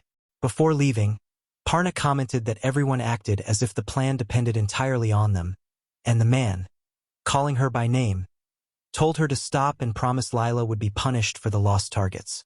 Parna simply smiled and said she would keep quiet. At that moment, everything collapsed. The blonde's head suddenly flew through the air, cleanly severed by Marnak's sword, which was already drenched in blood. In the same instant, he struck the man, splitting him apart before Parna could even process what had happened. Shocked, she demanded, "How is this possible? What the hell is going on?" But Marnak, his body partially corrupted by ancient power and his expression eerily calm, ignored her confusion. He muttered that the third target should be eliminated without hesitation and that arguments were meaningless, especially when enemies could manipulate divinity through green magic. Parna, terrified, asked herself why he was talking to himself. Marnak stepped toward her, his face rapidly returning to normal, and calmly asked if she was a follower of an evil spirit. Before she could respond, he repeated his question about why they had surrounded Kelton. Parna finally answered, almost eagerly, that everything was far more complex than he realized. She explained that their goal was to sacrifice the entire city's population to form the Incarnation, a massive sphere of divinity, and that they had been hidden inside Kelton for 3 years, only accelerating their plan because of recent disruptions.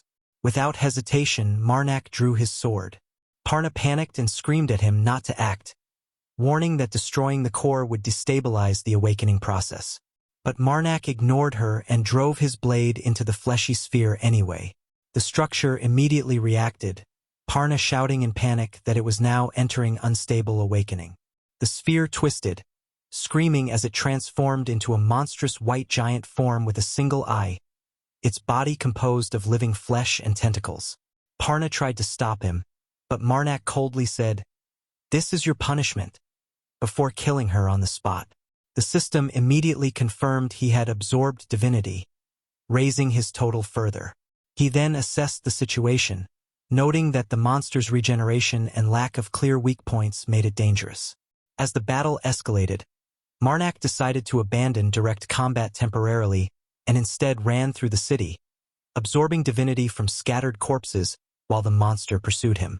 The creature roared, unleashing destructive sound waves that shattered stone roads and forced him to cover his ears. Marnak acknowledged it as a living disaster, dodging tentacles that tore through the ground as the Mother of Corruption warned him of the attack. Calling for assistance, he summoned the Giant of Corruption once more. The giant struck the monster with overwhelming force, but the creature fought back violently, piercing its body with tentacles. Watching the battle intensify, Marnak concluded that one giant was not enough and briefly left the front line, thinking instead about maximizing efficiency. Standing amid the burning city, he realized too much time had passed for easy absorption, and that if he had acted earlier, he could have harvested far more divinity from the fallen. Currently, 9237 divinity had been collected. Just a bit more was needed. Marnak looked up hopelessly when something struck the building opposite, and part of the wall collapsed. He covered himself with his hands and drew his sword as tentacles emerged from a dense cloud of dust and rocks. Marnak was surprised, but he fought off the first attack. The monster continued, striking again and again, while Marnak dodged and parried every blow. The creature screamed that it felt pain. For a moment, they stopped and stared at each other. Then the monster leapt, crashing to the ground with a roar, trying to hit Marnak, but he managed to dodge and jump away. The monster's face changed. "Pain," it said. Marnak readied his sword, noting that fighting the Giant of Corruption seemed to have made him stronger. The creature transformed, its body taking on a more human form. It wore fragments of clothing and armor on its head, shoulders, and legs. Its head became smaller, its long ears drooping to the sides, while tentacles remained only on its head, their ends sharp like arrows. They stood inside a dilapidated house without a roof as the monster approached. Marnak extended his hand, fingers spread. The monster smiled, then screamed, "Pain!" Its forearm expanded, releasing long, sharp tentacles that rushed toward him. Marnak prepared for battle and began cutting them down one after another. Blood splashed everywhere as the monster faltered in confusion, while Marnak handled his sword deftly, continuing to strike. "Pain!" the monster repeated. Marnak noticed something, just as the creature's fist shot toward him. It missed, but from its other hand, tentacles lashed out, grabbing him and lifting him into the air. With a twisted expression, the monster swung him high before slamming him into the ground. Dust, stones, and cobblestones erupted on impact. The mother of corruption screamed, "Kill!" Marnak lay on a cracked stone road, but assured her he was fine, even smiling. Luck, he said, was on his side. He asked if she remembered what the followers of the evil spirit had said. They had fought against the Lord's defenders. This must be where the battle took place. Corpses of warriors lay scattered around him. The monster climbed to the edge of the roof and let out a deafening scream, sound waves rippling outward. Marnak covered his ears and told the mother of corruption to take the divinity from the corpses. Green fire and smoke enveloped them, forming a blazing wall around him.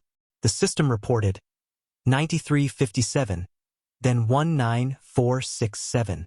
The fire grew as the number of divinities increased. The monster asked, "Pain?" Marnak told the mother of corruption that her faithful son was offering 10,000 divinity and asked for power. A dark, ominous lake formed beneath his feet, its edges dissolving into smoke, until only darkness, the lake, the monster, and Marnak remained. Marnak stepped forward confidently. The monster screamed, "Pain!" Marnak raised his sword and said the creature would feel far more pain and suffering. His tattoos and eyes glowed as he spoke. The monster tensed, then lashed out again with its tentacles. Marnak's new power, Pit of Corruption, began to take effect. Everything within it started to decompose, including himself. He could control which parts decayed first. The monster gasped as its hand fell away. Marnak smiled and said they would see which was faster, regeneration or decay. They clashed again. Part of Marnak's own finger had already rotted, but he pressed on. After a while, the monster said stopped. Its legs were gone, leaving only shadows of tentacles. Marnak raised his sword and delivered the final blow, cutting off its head. As the head fell, Marnak held a glowing sphere in his hand, pink energy radiating from it. The mother of corruption placed her hand over his and said, the sphere glowed brighter. This was the relic within the creature. Marnak offered it and asked for another seal to be removed, filling the sphere with green magic. A bright flash erupted, scattering energy in all directions. Morning came. The sky was clear. Marnak stood, holding the sphere, staring at it in confusion. Then he looked ahead. A girl stood in the empty city square. "Kill, kill," she said. Marnak blushed. Before him was a small girl with long black hair and brown eyes. Her dress was torn, but she bore no wounds. The mother of corruption touched her cheek and blushed. Marnak asked if this was truly her. The girl opened her arms for a hug and approached him, repeating, "Kill."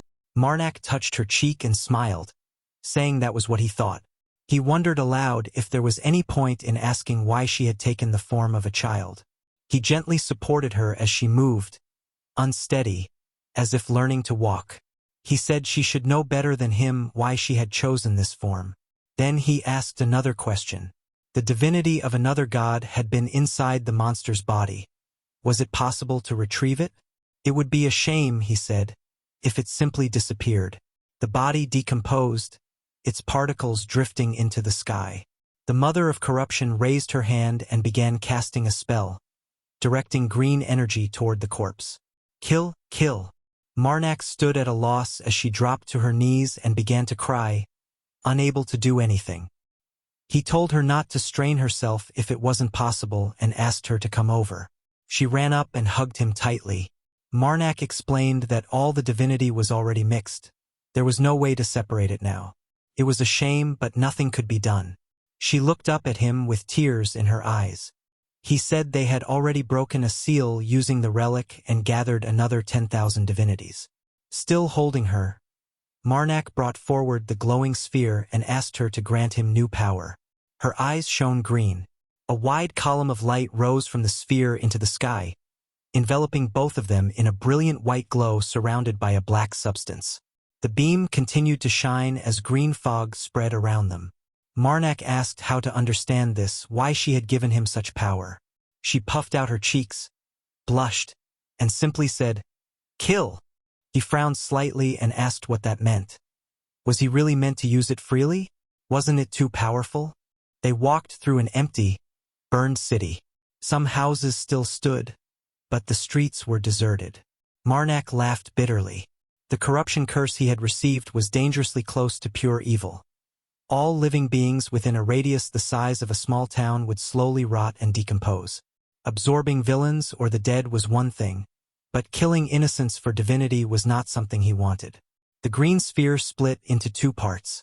Marnak wondered aloud why a sacred relic with sealed divinity had been inside that monster. What if it wasn't a coincidence? The mother of corruption smiled at him. What if her divinity had been used to create that being? The thought made his head ache. There was a bigger problem now. The mother of corruption suddenly turned in fright. Marnak had taken too many attacks infused with divinity. He collapsed to the ground. She ran to him, crying, calling out as his body weakened. He looked at her one last time before his vision faded and his eyes slowly closed. Then suddenly Marnak opened his eyes. Carmen leaned over him, holding a damp cloth, saying he had finally woken up. Marnak felt something was wrong and, horrified, clutched his chest. He was wearing different clothes and lying on an unfamiliar bed. He jumped up and demanded to know where his things were. Carmen tried to calm him and explain, but Marnak interrupted, shouting for his belongings to be brought immediately. Fear filled his face, until Carmen unfolded a piece of fabric. Marnak saw the mother of corruption and grabbed her hand tightly. Kill! Relief washed over him. He said he thought he had lost her. Carmen admitted he suspected she was important, even though others had wanted to throw her away, so he had kept her safe. Marnak thanked him profusely, saying he didn't know how to repay him. Carmen brushed it off, saying that without Marnak's sacrifice, he would have died without ever escaping Kelton. Marnak then asked where they were. The room was modest but unfamiliar. Carmen explained they were still in the same city. When Marnak asked how long he had been unconscious, Carmen told him. 10 days. The city had been slowly cleared by survivors. Massive cobblestones had been broken into smaller pieces, and some people were repairing roofs. Every house was damaged or nearly destroyed, and the charred remains gave the place a haunting appearance. According to Carmen, Marnak had been the only one left alive and breathing when they found him. Elsewhere, a dagger suddenly struck a man in the leg. He screamed and fell as a detachment of warriors approached. A blue-haired woman stepped forward, her expression cold. The wounded man begged her not to kill him, trembling as blood flowed from his leg. He insisted he could still go on. The priestess drew her sword. He fell to his knees, clasping his hands, begging for mercy, tears streaming down his face. She didn't listen. With a single, emotionless strike, she cut off his head. "The sacred flame," she said calmly. The body was engulfed in blue fire as she ordered it to burn away his sins. The flames consumed him quickly. The remaining warriors watched in silence, their expressions heavy with sorrow. She ordered them to move, and they continued forward, hands bound with ropes, their footprints trailing across the snow-covered mountains. Eventually, the priestess reached the city. The guard, surprised, asked if she was turning in the bandits. One of the battered men cried out that they were the Snow Bear bandits, and the others fell to their knees, begging to be imprisoned instead. The blue-haired priestess said coldly that this was what they had wanted. The guard agreed to take them but informed her that Lord Kelton, the one who had placed a bounty on them, had been killed by followers of an evil spirit. She was surprised. He added that she would have to wait a few days to receive the reward. When she asked about the followers, he said that a priest named Marnak had killed them all, including the monster they summoned, and had only just awakened that morning after 10 days of unconsciousness. "Marnak, the demon slayer of geese," she repeated quietly. At that very moment, Marnak was resting with Carmen, eating heartily. Meanwhile, the priestess's eyes sharpened, gleaming like those of a hunter who had found her prey. She asked whether he was still in Kelton. Not far away, drunken men staggered through the streets, laughing loudly as the night carried on. The priestess entered the bar and approached a group of drunken men. She asked them about the priest who had killed the spirit's followers, where he was now. One of the men slammed his mug loudly onto the table and shouted, "Marnak!" The others immediately raised their mugs and cheered, shouting, "Hooray! Hooray!" The priestess frowned, not understanding what was happening. Everyone in the bar seemed delighted at the mere mention of his name. Visitors and guests alike began chanting, "Marnak! Marnak! He is the enemy of all evil spirits." The large, lively bar echoed with his name, and the excitement only grew. At that moment, riders on horseback galloped out of the city. It was Marnak and Carmen. They were in a hurry. Lord Treen had warned Marnak earlier about a blue-haired priestess from the Temple of the Sacred Flame who was searching for him. The thought made Marnak tense. He asked if she had truly discovered that he was alive. The Lord had said she wasn't completely sure, but if she started searching, she would not give up. Marnak clicked his tongue in annoyance. "Kill," the mother of corruption muttered. Marnak admitted it would be madness to remain in Kelton, recalling clearly that this priestess was the strongest person Marnak had ever encountered, the one the mother of corruption had rated at 4.5 fingers. They rode quickly through the night, snow scattering beneath the horses' hooves as mountains and fir trees stretched endlessly ahead. Marnak thanked Carmen for agreeing to leave immediately. Carmen shrugged it off, saying it was better to leave than to keep drawing attention in the city. Marnak smiled, liking him more for it. The mother of corruption, however, muttered, "Kill," again, sounding annoyed. 2 weeks later, they were traveling through gentle mountain ranges. Carmen narrowed his eyes and said he might be mistaken, but he thought he saw the coat of arms of a noble family ahead. Among the snowy mountains and fir trees, a beautiful carriage approached, drawn by 2 white horses. A large golden emblem adorned its front, and it was surrounded by armed guards walking alongside it. Marnak asked if it belonged to the family of the great lord of the southern lands. Carmen nodded, pointing out the white camellia crest, a white flower set against a black circle, decorated with golden branches and additional blossoms. It was a clear sign of House Iremel. Marnak wondered if they should greet them, since their paths had crossed. Carmen hesitated, noting that the Lord's main banner wasn't visible. It was likely only a minor noble or distant relative traveling. He suggested they simply pass by. They approached the carriage. The guards wore identical red cloaks and walked in formation. Marnak and Carmen passed quietly without greeting, but something felt wrong. Marnak slowed slightly and said he sensed that someone inside the carriage was tied up. Carmen's expression darkened immediately. Behind them, the guards began to shift. Their appearance was unsettling. Their eyes glowed red. Without warning, 3 of them stepped forward, ready to attack. A muscular man carrying a pickaxe approached, grinning. He mocked them, saying they could have pretended to be fools and walked away. Then he ordered the attack. The warriors charged all at once, weapons flashing. In an instant, the quiet mountain path erupted into chaos. Snow and dirt were thrown into the air as steel clashed. Within seconds, the first head flew, blood spraying across the white ground. Carmen's arrow struck another attacker cleanly in the head. Marnak moved swiftly, cutting down enemies one after another. Severed heads fell at their feet, and panic spread among the remaining bandits. One of them stared in horror, asking what kind of monsters they were. Marnak replied calmly that they were swinging their weapons far too recklessly.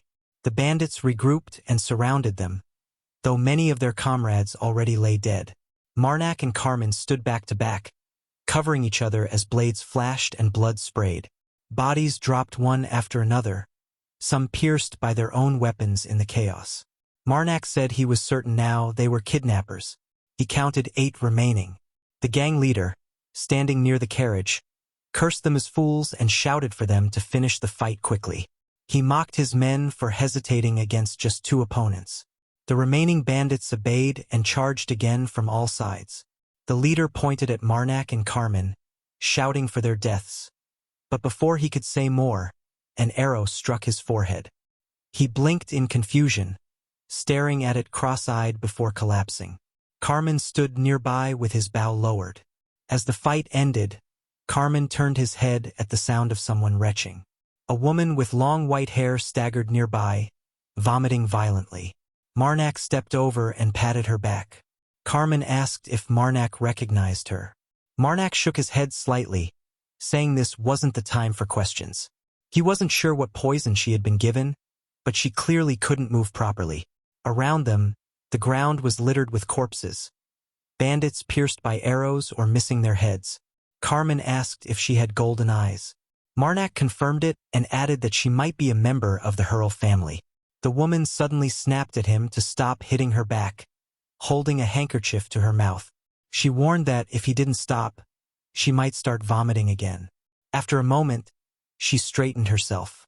Now that she was composed, her appearance became clear, golden eyes, a striking face, and a poised figure. She wore a black combat outfit with a cape, and a white camellia emblem was fastened to her chest. She thanked them for saving her. Then, brushing back her snow-white hair, she introduced herself as the eldest daughter of the Hurl family, Dasha Meal. Carmen's interest was immediate. If that was true, then she was likely a magician. Marnak, however, felt the opposite.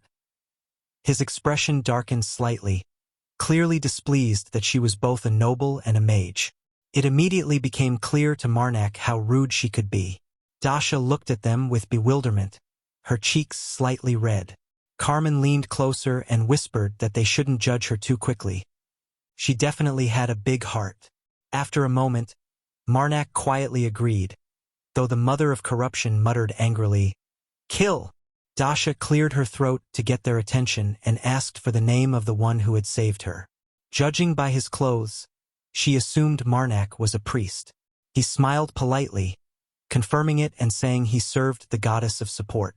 He introduced himself simply as Marnak. Dasha repeated his name with a small smile, saying it sounded nice. She then asked if she could request his help, extending her hand as she admitted it was still difficult for her to walk. Her legs trembled. She had inhaled anesthetic gas, and its effects hadn't fully worn off. Carmen immediately stepped forward, offering his support as well. He introduced himself as the son of Anthony Volus Carmen. At that, Dasha's smile faded. "Volus?" she repeated, her tone sharpening. She asked if he really intended to do that. If someone saw her leaning on a member of the so-called Black Prairie Dog of the Valtis family, rumors might spread all the way to the capital. There were surely people there he would rather not attract attention from. Still, she added she would at least show some courtesy. Then, frowning slightly, she asked Marnak if she was right. Both Carmen and Marnak were stunned into silence. They exchanged looks, thinking the same thing. She was unmistakably a noble and a magician. How could she be so considerate? Dasha, confused by their reaction, couldn't understand why they were so surprised by her consideration. Carmen broke the silence by asking how she had ended up in that situation. Dasha admitted she had no solid proof, but she had a strong suspicion. Marnak listened carefully as she explained that the kidnapping had likely been arranged by her older brother, who had always despised her. She imagined his arrogant, dissatisfied expression, so similar to her own. She said his name, Dursomil, and clasped her hands, staring down at the ground. Carmen spread his hands and asked if it was her brother, and Dasha, clearly irritated, replied that she had recently received a marriage proposal from the Dragon Kingdom. Since she was first in line to become the head of the clan, her family intended to use this offer as a way to get rid of her. Marnak caught the implication behind her words and thought that getting rid of her sounded harsh, but it seemed the situation had truly affected her, especially since people from noble families and magicians were never welcome together anywhere. Nobles distrusted magicians deeply, and as a child, little Dasha had often wandered alone through the dark corridors of her family estate. Within noble circles, the awakening of a magician was seen as a serious issue. The first and most obvious reason was that magicians were notoriously difficult to teach, even when it came to basic manners, and they often grew self-centered. Power in the hands of such individuals could lead to consequences that were nearly impossible to fix. The second reason dated back to ancient times, even before the creation of the old empire, when the grand palaces looked majestic but were very different from those of the present day. Stories from the era of maddened magicians had been passed down through generations, and most races believed in them. Tales of omnipotent spellcasters wielding staffs and controlling lightning, fire, and water, using their abilities for immense destruction. Because of this, people avoided granting magicians any real authority. When Dasha first shared her ambitions, others were left confused. And now, as the group spent the night in the middle of a snowy forest, they lit a fire, cooked food, and she once again explained that she wanted to become one of the 4 great lords of the Northern Kingdom. She made it clear that she had no intention of killing her brother to claim such a position. Marnak found himself intrigued by how she planned to achieve something that seemed impossible, though he was also clearly growing tired of hearing the same story repeated. He looked away wearily, and Dasha frowned, asking them to be honest since it felt like they were no longer paying attention. Carmen reassured her that they were listening and said they would see how things unfolded. Dasha then added that her family was using the marriage as an excuse and that she suspected they intended to sell her off to the Dragon Kingdom, which she confirmed with a puff of her cheeks, clearly displeased. Marnak smiled and said they were trying their best to listen to every detail, though Dasha did not hide her irritation. He added that he hoped she could understand how difficult it was for them to maintain focus, and at that moment he noticed her meat had burned while she was talking. He offered her his own portion and told her to give him hers instead. Instantly, Dasha's face lit up with happiness, and she smiled brightly, thanking him as he handed her the kebab, though he added with a teasing tone that next time she would do better if she talked less while cooking. She frowned again at the remark. The night continued under the glow of the moon illuminating the snowy forest as smoke from the fire rose into the sky, and Dasha asked once more if she could request their help. Marnak already expected this, and she asked them to take her to Baddies, a place under the control of the Herald family. Marnak knew this was coming, and Dasha promised that if they helped her, she would reward them with gold equal to their weight. This shocked Marnak immediately, and he smiled with satisfaction, knowing that the High Lord's family operated on an entirely different level of wealth and generosity. However, he was also aware that their current client was Carmen, and if they agreed to accompany Dasha, the search for Carmen's mother would have to be postponed. Carmen looked at his compass, remembering that he had even saved the hand of the mother of corruption, which could have burned the ground itself, and he knew that continuing west meant refusing Dasha's gold. Marnak, meanwhile, felt conflicted and even offended by the idea, imagining his own mother suggesting he overeat just to gain weight for more gold, picturing himself becoming obese on a scale. Carmen eventually raised his fist and declared that he understood the situation, and Dasha was immediately delighted. He stated that since they had already intervened, they would see things through to the end, his gaze firm and determined as he pointed to himself and said that anyone from Vavs would have done the same. By morning, they had already traveled quite far when Marnak suddenly shouted that he could see a village ahead. Carmen checked the map and was pleased, while Dasha, walking behind them, stretched and asked if they had really made it out of the forest. Soon they emerged, leaving footprints behind them as a beautiful walled city came into view.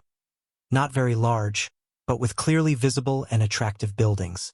Marnak expressed hope that they might finally get a chance to take a hot bath.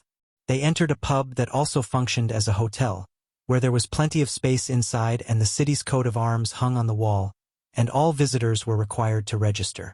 Marnak set his backpack down, and when Dasha asked if it had been heavy, he replied that it was manageable. Carmen soon approached them after registering and informed them that their rooms were located at the end of the corridor on the 3rd floor, adding that he had also arranged for bath water to be prepared. He suggested they wash quickly and then eat together, which pleased both Marnak and Dasha. From outside, someone's enthusiastic shout could be heard, while the building itself looked neat and clean, with tables and benches arranged outside and many delicious dishes laid out. Dasha remarked that everything looked appetizing and that the place clearly knew how to cook properly. Their table soon filled with beautifully prepared food, and Marnak found himself wishing he could regain his sense of taste at moments like this. Suddenly, a woman screamed for someone to stop, while a man replied crudely, commenting on how plump and smooth her hand was.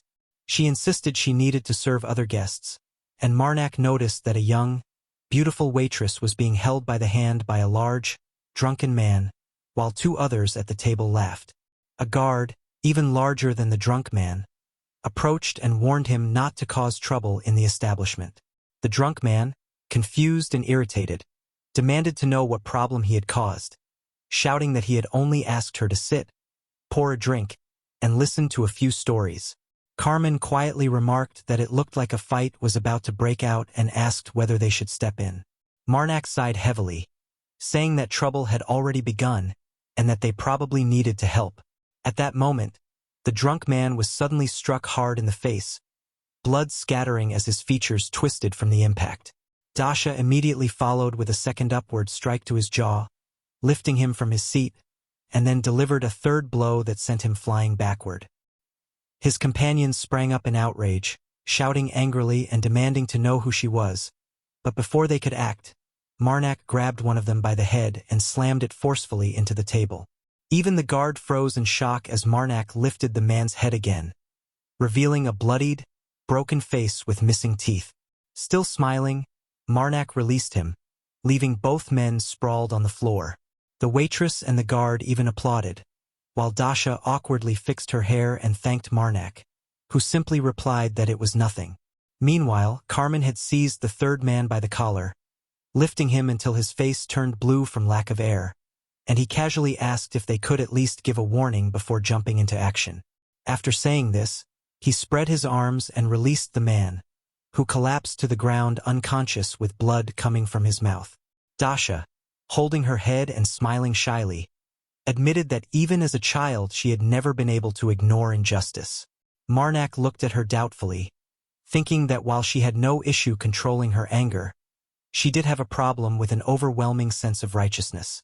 Carmen then sat on one of the defeated men, holding onto his clothes, and tossed a small bag of money to Marnak, telling him to take it. Marnak caught it reflexively and then handed the pouch over to the guard.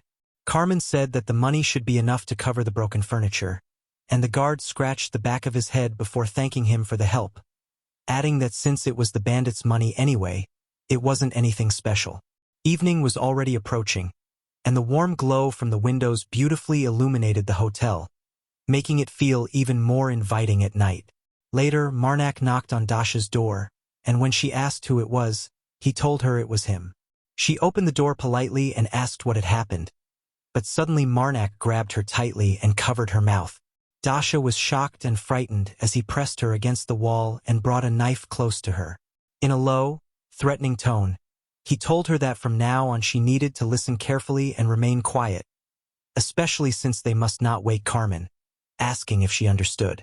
His expression had turned cold and menacing, his glowing eyes making him look almost terrifying as he reminded her that she could not control her anger when she saw wrongdoing.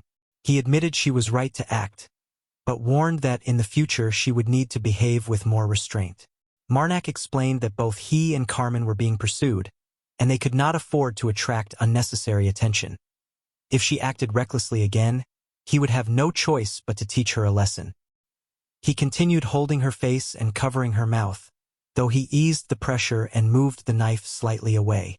Still, he threatened that he could hand her over to the bloodhounds, and under the light of the full moon he added that her fate would be grim if she continued like this. He said he hoped that from now on she would discuss her decisions before acting and behave more wisely, then raised the knife again and told her to nod if she understood. With fear in her eyes, Dasha slowly nodded while he still held her mouth.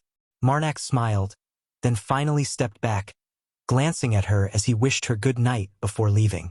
She exhaled deeply, breathing hard after being restrained for so long, clearly shaken. Marnak, meanwhile, thought that although he had acted harshly, it was better than letting bigger problems arise, and as he walked down the dark but cozy corridor, he wondered whether Dasha truly understood. Back in her room, she sat on the floor, completely devastated, while Marnak continued on with a grim expression, wanting to know whether her actions truly came from an uncontrollable sense of justice. That same night, in a large and elegant mansion, someone shouted angrily that they had failed to catch her.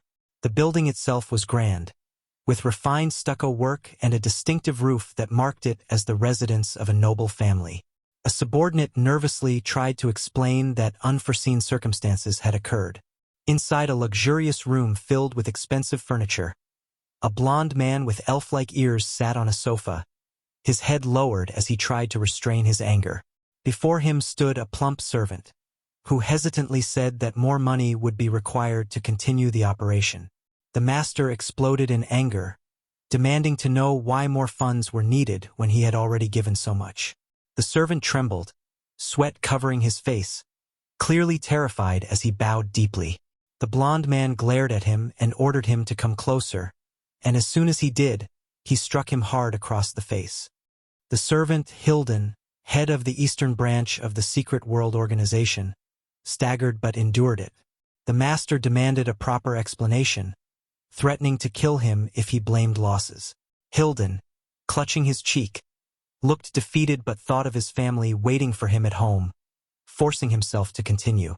He bowed completely, pressing his face to the floor, and explained that everything had gone wrong because of a priest serving the guardian goddess, Marnak.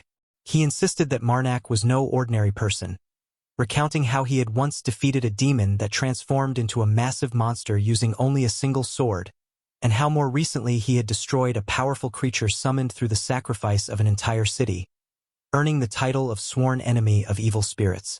The master listened carefully, and asked if this so-called demon hunter cleric and the second son of Voltas had took Dacia with them. Hilden confirmed that they had. After a moment of thought, the master agreed to provide additional funding, though he warned them not to fail again.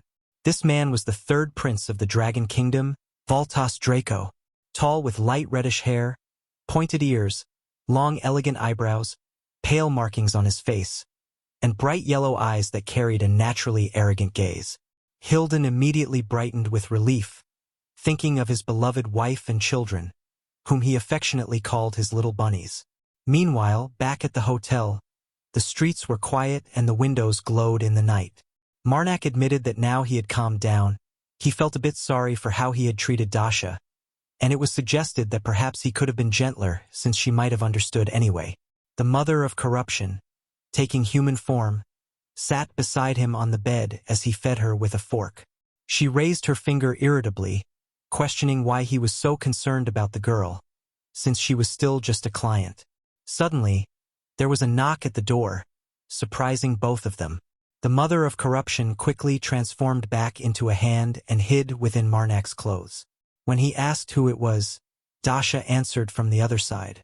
He allowed her to enter, and she opened the creaking door before stepping inside as it shut behind her. She looked toward the bed in surprise and asked if he had decided to have a second dinner. Marnak casually replied that she was right. He had simply gotten a bit hungry again, as a plate with toast, snacks, and scrambled eggs rested on the bed. He quickly began putting the plate away onto the bedside table, and Dasha asked if she could sit, saying she wanted to talk. They sat side by side on the bed, but an awkward silence settled between them, neither knowing how to begin after what had happened earlier. After a pause, she asked why he had felt the need to warn her like that. Was it because she was a mage? Tilting her head slightly, she looked straight at him. Marnak stayed quiet for a moment, thinking about his answer, but in the end he admitted that she was right. Outside, snow had started to fall slowly.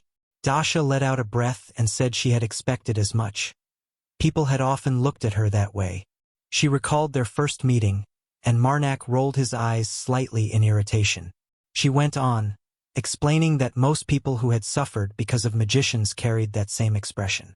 She remembered her childhood, when even then many eyes had already been fixed on her. Yet Marnak's had felt different. Even though there had been hostility in his eyes, he hadn't spoken with pure rejection. He had talked about how she should improve if they were going to travel together. Dasha touched her cheek, smiling faintly and blushing, while Marnak avoided looking at her. His face also flushed. She added that most people who looked at her like that usually intended harm, but honestly, if they encountered obvious injustice again, she couldn't promise she would just walk past it. She looked at him kindly, and he scratched the back of his head awkwardly. Still, she promised that next time she would talk things over with him first, just as he had asked. That, she admitted, was the real reason she had come. Now it was time for her to sleep, so she wished him good night. Marnak stayed silent for a second, then called out to her. Dasha turned back at the door and asked what it was. He continued scratching his head, clearly guilty, and admitted that he had been too harsh, actually even rude. He tried to smile, making his expression friendlier. Dasha smiled in return and walked back toward him, saying they had finally managed to talk properly and that she was happy about it. Marnak sounded relieved, and she asked if that meant everything was settled and he wasn't holding a grudge. He replied that he wasn't angry with her at all and that she could be sure of it. Dasha clapped her hands lightly, half winking as she said she couldn't wait to continue their journey, then left the room. After she was gone, the mother of corruption took human form again, and Marnak resumed feeding her on the bed. He found himself thinking that, in the end, magicians were just people like anyone else. Looking at her calmly, he said that her foolish son had finally realized the truth he had avoided for so long, lifting a fork with a piece of sausage toward her. She bit into it and muttered irritably, and he told her to stop being troublesome, asking if she wanted anything else. That same snowy night, a group of bandits approached the hotel. One of them moved toward the building aggressively, and a bald bandit kicked the door open with force, shouting whether the degenerate Marnak was inside and ordering his men to drag him out. The workers froze, staring in fear and confusion. The bald man began issuing threats, yelling that he would kill everyone, his face twisted with malice. Another bandit checked a note and pointed out something odd. The order was to capture a silver-haired, yellow-eyed lady from the Iral house, but also mentioned a priest known as the sworn enemy of evil spirits. Looking at Marnak's portrait, he questioned what he was really like. A large, well-built bandit with blonde hair studied the image thoughtfully, scratching his chin. Suddenly someone called out to him, and a breathless subordinate rushed in, shouting that the priest had appeared, but there was no woman with him. The bandit reacted in alarm, asking where he was and whether he seemed angry. At that moment, they heard someone groaning and begging to be released. Turning, they saw Marnak standing there, effortlessly holding the bald bandit off the ground by his neck with one hand. The leader began stepping forward as the other warriors gathered, drawing their swords in preparation. He immediately shouted for them to lower their weapons, cursing under his breath and repeating the order more forcefully until, reluctantly and with clear dissatisfaction, they obeyed. Irritated that they had needed to be told more than once, he bared his teeth in anger. Thinking quickly, he approached Marnak, spread his hands to show he was unarmed, and forced a friendly smile as he asked for forgiveness, wondering if he was indeed Marnak. Marnak confirmed it. The man then politely requested that he set down the person he was holding, and Marnak tossed the bald bandit into the snow, where he lay unconscious. He stated that he wanted to speak with their captain. The man introduced himself as Sujitha, captain of the Red Bear mercenaries, standing before Marnak with an entire group of rough-looking fighters behind him. After some time, they sat at a table. Marnak thanked him for the hospitality but declined the drink, saying he didn't like alcohol. Sujitha questioned that, as a jug of rice wine and simple dishes had been placed before them. He poured himself a glass and drank, thinking it might ease the tension, but then abruptly set it down, wine splashing slightly as he realized things might need a different approach. Marnak, still smiling, asked if he understood correctly. He had heard from a colleague that someone had been looking for him that morning, referring to the bald bandit. Sujitha awkwardly scratched his head, unsure how to respond. Marnak then asked if this was about the incident the previous day when they had beaten 3 men. Sujitha gave a small laugh, wondering whether to tell the truth or attempt deception, but ultimately admitted that they were actually interested in his companion, acting under pressure from the Ili organization. He sighed heavily, acknowledging that the rumors about the priest were frightening, and that even the thought of becoming his enemy was enough to make him uneasy. Sujitha sat almost motionless, barely able to move as fear gripped him, imagining Marnak before him like some cunning demon. In his mind, he blamed Vice Captain Pellin for everything that was happening, silently cursing him as an idiot. Outside, the guard at the tent noticed someone approaching and called out, greeting the newcomer as Vice Captain Pellin. The man who arrived was overweight and unpleasant-looking, half his head bald while the remaining hair was dirty, his unfocused eyes and flushed face revealing how drunk he was. Groaning, he complained that he felt terrible and asked if the priest had really come. When the soldier confirmed it, Pelin shoved him aside and pushed into the tent, boasting loudly. He was larger and broader than most men there, almost like a small giant, and the other mercenaries watched him closely. Standing at the entrance, he called out casually to Marnak, asking if that was his name. Marnak closed his eyes briefly and calmly confirmed it. Pelin then asked if a silver-haired girl with yellow eyes was traveling with him, and Marnak again said he was correct. Pleased, Pelin grinned and told him bluntly to hand over the girl and leave. Sujitha watched in fear, baring his teeth slightly, while Pelin continued, saying that if Marnak didn't want to die, he never finished. In an instant, Marnak moved, striking Pelin with his sword so fast that blood sprayed everywhere. Sujitha shouted a warning, but it was already too late. A severed hand flew through the air, and everyone froze in shock as it hit the ground, blood splashing across the snow. Pelin screamed in agony, his cries echoing even into the distance. Marnak remarked coldly that something felt strange. He didn't remember ever telling them his name, so why did every dog in their camp seem to know it? Pelin collapsed, staring in horror at his missing hand, trembling and quietly begging for help. Marnak stood before him, sword lowered but ready, his glowing green eyes giving him an eerie presence as he demanded to know who had sent them. Sujitha grew even more anxious as the situation worsened. Suddenly, the tent guard ran into the camp shouting that Pelin's hand had been cut off, calling everyone to gather. Mercenaries rushed in with weapons raised, yelling for Marnak to be torn apart. But the moment the guard finished shouting, his expression froze in terror as blood burst from his neck.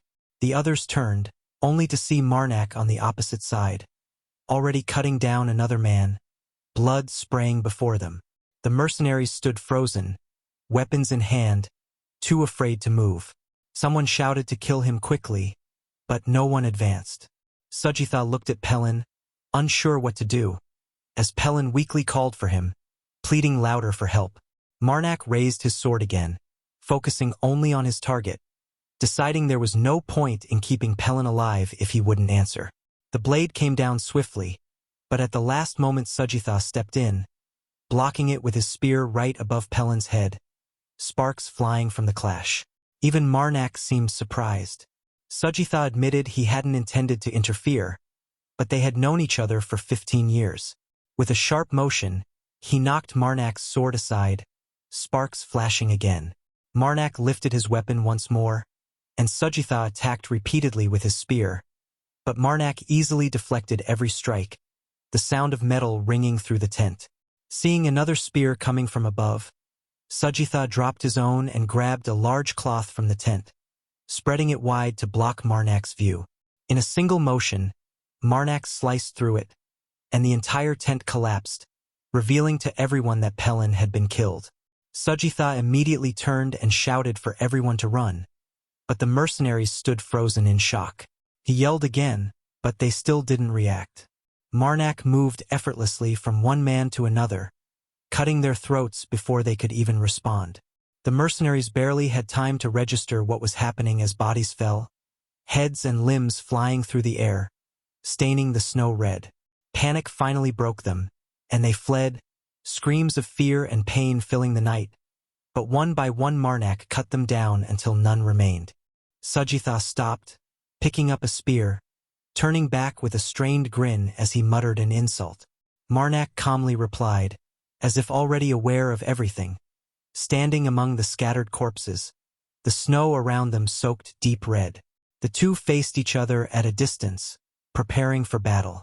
Marnak stood at one end of the camp, sword in hand, both blade and fingers covered in blood, his glowing eyes ominous.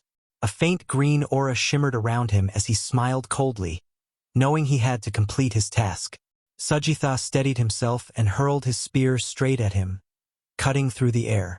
Marnak reacted instantly, grabbing a corpse and using it as a shield before swinging his sword. He then threw the body upward and split it in half with a single strike, blood and flesh scattering across the snow. In the next moment, he appeared right in front of Sujitha, cutting through his weapon, which shattered apart. Sujitha grabbed another spear and charged again. And when their weapons collided, a powerful shockwave pushed them apart. Flashes of light bursting from the clash and wind whipping snow into the air. Coughing, Sujitha shouted for the remaining men to help Pelin, then moved quickly in zigzags, trying to draw Marnak away from the camp. As long as he could hold him off, the others might survive. But Marnak shattered his spear again and raised his sword, his gaze dark and threatening. Sujitha realized he was in serious danger as Marnak stepped forward with a grim smile and drove a powerful punch into his stomach, lifting him off the ground and sending a shock through the snow-covered earth. Sujitha fell back into the drifting snow, and Marnak raised his hand again, smiling as he struck, remarking that it had been a long time since he faced someone this strong. Sujitha gritted his teeth, enduring the blow by raising his arm to block it. Breathing heavily, he turned and shouted for archers to fire. Marnak hadn't expected that and turned as well. Arrows could be dangerous if they struck a joint. Both men leapt apart, snow scattering beneath their feet, watching and waiting, but nothing came. Only silence and the sound of wind filled the air. Sujitha's anger flared, veins bulging as he shouted that they were all cowards. In the distance, the remaining archers were already fleeing into the forest. Marnak glanced at him and asked calmly if they would continue.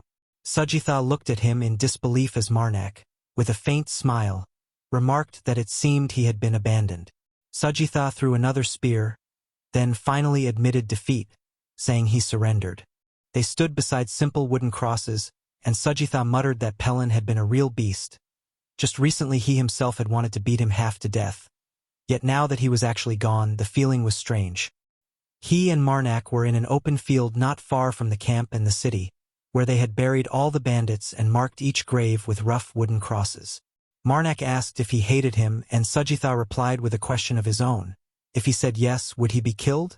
Marnak answered calmly, asking why he would spare someone who hated him, and Sujitha gave a faint smile, admitting that Marnak had a point. Still standing among the graves, Sujitha said he wasn't good with speeches, but he would try. He explained that mercenary work was inseparable from death, recalling past jobs and battles, even times when he had to work alongside people who had killed his own comrades. He never treated them kindly or sat with them, but he also didn't attack them outright. In the end, he said he didn't hate Marnak, he was just alone now. Their Red Bear Brigade had always been doomed to fall apart eventually. When Marnak asked what he would do next, Sujitha admitted he didn't know. The last time he had been alone was 15 years ago, so now he felt lost. Fighting was all he knew, so he would likely continue as a mercenary.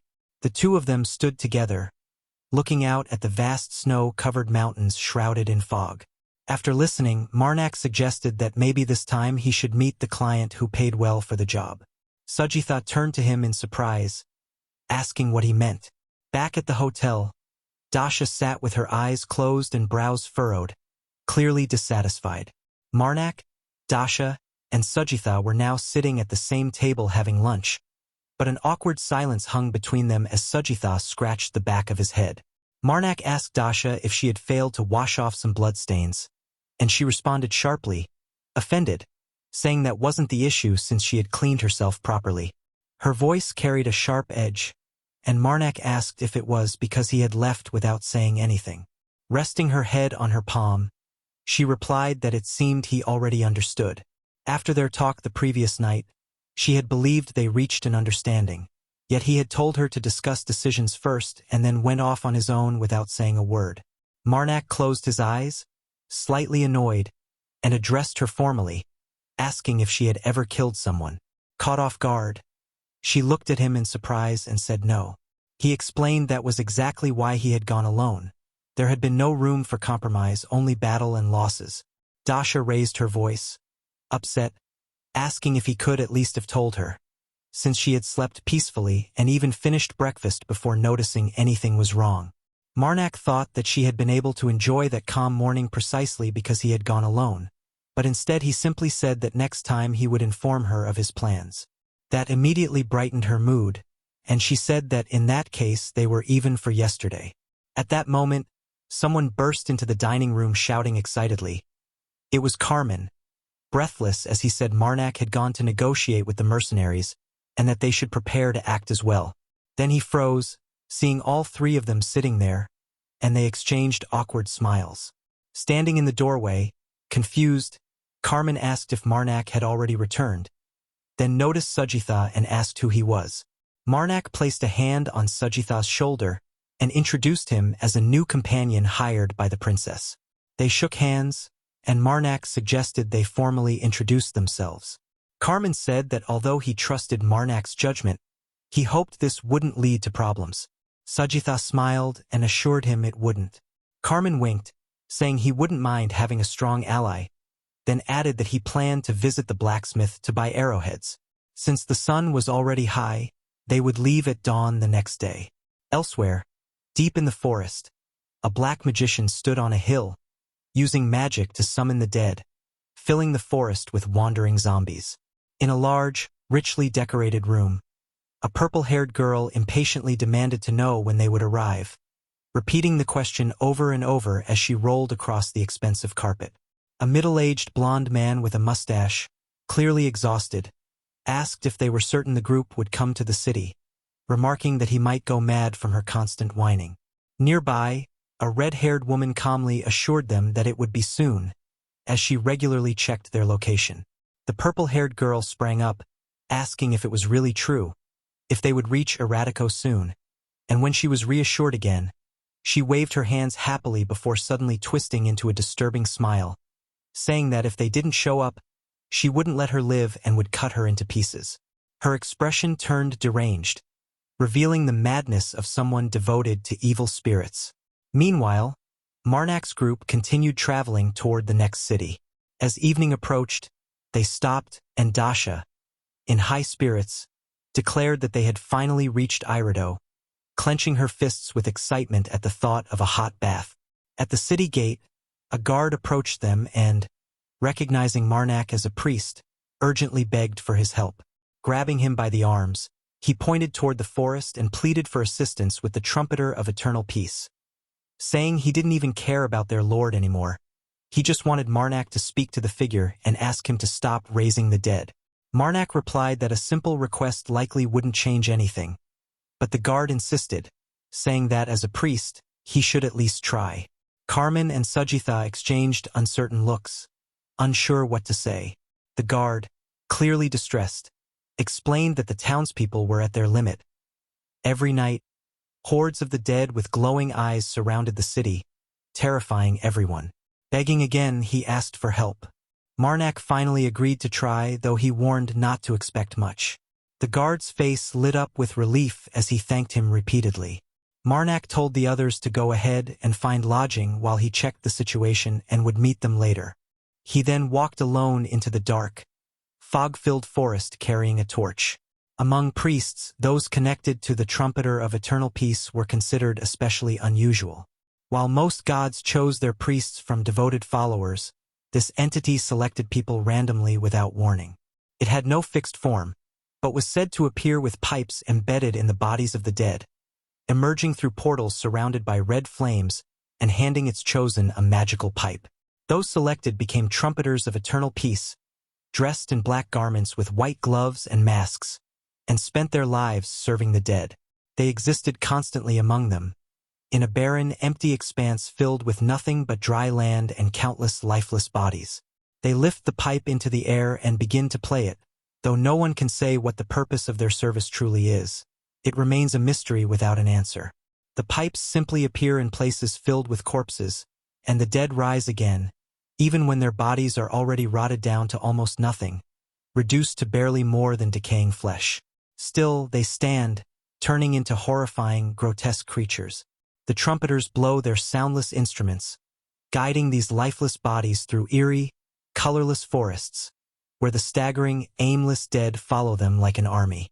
Most rulers look down on this phenomenon, which is understandable, yet none of them dares to interfere with the dead led by a trumpeter. There is logic in that fear. No matter how powerful or wealthy they are, no one wants to face an army of the dead that can grow endlessly. Because of this, the trumpeters live in complete isolation, appearing only to wander alongside the dead. Marnak had been walking through the forest for a long time before he finally found the trumpeter. His torch burned steadily as he approached, a faint smile on his face. The trumpeter and the dead seemed less like individuals and more like a force of nature. The figure sat atop large stones in the middle of the cold, snowy forest, while a massive army of the dead remained hidden among towering, majestic spruce trees. Marnak greeted him, but the trumpeter, cloaked with a hood that concealed his face, remained silent. Marnak said he knew many had come and gone before him, but he couldn't ignore the request that brought him here. Standing boldly with the torch in hand, even with countless dead behind the trumpeter, he asked if it wasn't time to leave this place, since the walking dead were not something ordinary people could accept. He questioned whether there was a specific reason for staying here. At last, a white mask became visible beneath the hood, featureless, with no openings for the eyes. Marnak remarked that it was strange, since trumpeters did not usually remain in one place, and after a long silence, the trumpeter finally spoke, saying only that an evil spirit was involved. Marnak was caught off guard and asked what he meant. The trumpeter raised a finger and pointed toward the city, stating that they would bring great death. Marnak turned toward the city, unease rising in him as the trumpeter repeated that they would bring destruction to Irido. When Marnak and his companions had first arrived, the city had been well fortified and lively, with neatly arranged streets, clean homes with green roofs, a central square, and many shops. Marnak asked if the trumpeter meant that followers of evil spirits were already there, and the expressionless mask replied that everything had already begun. Behind Marnak, a massive column of light and energy suddenly shot into the sky, glowing at its peak like the sun. He turned quickly, alarmed, and immediately began running back toward the city, determined not to let another disaster like the one in Selton happen again. As the sun began to set, the column of energy continued to burn brightly in the sky while Marnak rushed through the forest, declaring that the followers of evil spirits would not succeed. Elsewhere, the purple-haired girl screamed in frustration, stamping her feet and clenching her fists, shouting that he wasn't there, even though she had been told he would be. The red-haired girl calmly reassured her that his companions were already in the city and that they only needed to wait a little longer to find him. The purple-haired girl suddenly snapped, screaming for her to die, as the scene around them revealed a city already in ruins, streets destroyed, debris scattered, and flames consuming everything. The blonde man told her to quiet down, saying it seemed Marnak had been found. Instantly, she became excited, asking where he was. Behind them, the fire rose higher than the city walls, and the man pointed toward the flames. From within a wall of fire and black smoke, Marnak emerged, fragments of buildings carried through the air around him. His silhouette alone felt threatening. The purple-haired girl ran toward him in excitement, while he stood within the flames untouched, his clothes unburned, resembling a warrior his enemies had every reason to fear. She shouted happily that it really was him, but Marnak's attention was fixed on only one person, the blonde man. His eyes gleamed as he smiled faintly, recognizing him. He hadn't expected to meet him here. The blonde man looked back at him, puzzled, while Marnak drew his sword, flames trailing along its blade. In his mind, the memory returned vividly. Lying in the cold snow, surrounded by lifeless bodies and spreading blood, snow falling over them. Now, standing before that same man who smiled arrogantly, Marnak saw only his target, the person he had to take revenge on. Years earlier, Marnak had lain exhausted in the snow of a forest, staring blankly at the falling flakes, weak and starving, barely surviving day by day. At times he couldn't even find food. It was then that a man had noticed him, a priest standing on a nearby rise, looking down at him. He wore simple clothes, and without hesitation he rushed over, lifting Marnak and bringing him back to his senses in the middle of the snowstorm. That man's name was Shantu.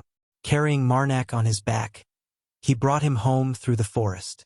Shantu was neither young nor old, with an ordinary appearance, yet his actions spoke for him. He cared for Marnak, dried him off, tended to him as he lay in bed, lowering his fever and watching over him. His home was modest but clean, and though simple, it was warm. He never pressed Marnak for answers, only telling him he could stay as long as he wished. Shanta lived in a small two-story house with a wooden fence, behind which lay a quiet cemetery. He served as a priest of the goddess of support and acted as caretaker of the graves on the city's outskirts. One day, while helping him, Marnak asked why he had saved him. Shanta simply smiled and said he had wanted to help. Standing among the graves, he scratched his cheek shyly, that gentle smile leaving a lasting impression on Marnak. Shantu always helped others, again and again, bringing food even to orphanages and caring for those in need without expecting anything in return. He insisted there was no reason to search for anything special to explain it. The children simply adored Shantu, as he spent time playing with them, holding them close, and showing them warmth. Marnak wanted to be like him. Yet things didn't come as easily, and with children he was often unlucky, sometimes even ending up hurt.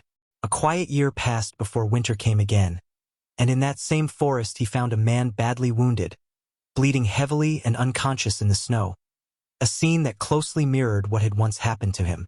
Shanta helped save the man as well, but unlike before, this person carried ill intent, making their decision a serious mistake. After accepting their help, the cursed magician revealed with a faint smile that he served a dark spirit, and without warning struck with incredible speed, cutting Marnak apart without the slightest sign of pity or regret. When Marnak regained consciousness, he noticed something strange. The severed hand he had been carrying somehow slipped free, releasing a green smoky aura that spread throughout the area near the house and even toward the cemetery. Though he lay in the snow leaving behind a heavy trail of blood, he was still alive, and the hand gently brushed his cheek before he rose to face what followed. Entering the house, he was shocked to discover Shantu's body, brutally slain by the cursed magician, killed with needless cruelty, his body tortured and the wall behind him stained with blood. As Marnak reacted, the magician looked at him closely and realized who he was, recalling the cemetery caretaker, which caused Marnak to completely lose control. Confused, the magician questioned whether Marnak had died before, since he had personally killed him, but seeing him alive made conversation pointless. He then mocked him, pointing out the priest's robe he was wearing and arrogantly remarking that Marnak had borrowed both the clothing and the hand. With a wide, unsettling grin, he raised the arm that he took from the priest and boasted about how well it had served him over the past 3 years. At that moment, something in Marnak broke. His eyes and tattoos began to glow, the veins on his face tightening as he swore against the black magician. A purple-haired girl ran toward him in tears of joy, calling his name, while a red-haired girl stood confused before approaching him with a smile, cheeks flushed, saying she had waited for him. Without hesitation, Marnak cut her down, killing her instantly as she collapsed, leaving a trail of blood along his blade, nothing more than an obstacle in his path. He then rushed toward the magician, both of them clashing amid fire as their green and purple energies collided, their weapons and magic striking together and sending arcs of light outward that shielded them. The magician remarked that Marnak was far different from the rumors, but Marnak simply told him to be quiet and die. Watching closely, the magician glanced at the hand he used for casting and felt something shift, but Marnak broke through his defenses, shattering his energy shield and severing his hand in a single strike, sending it flying with blood spraying outward.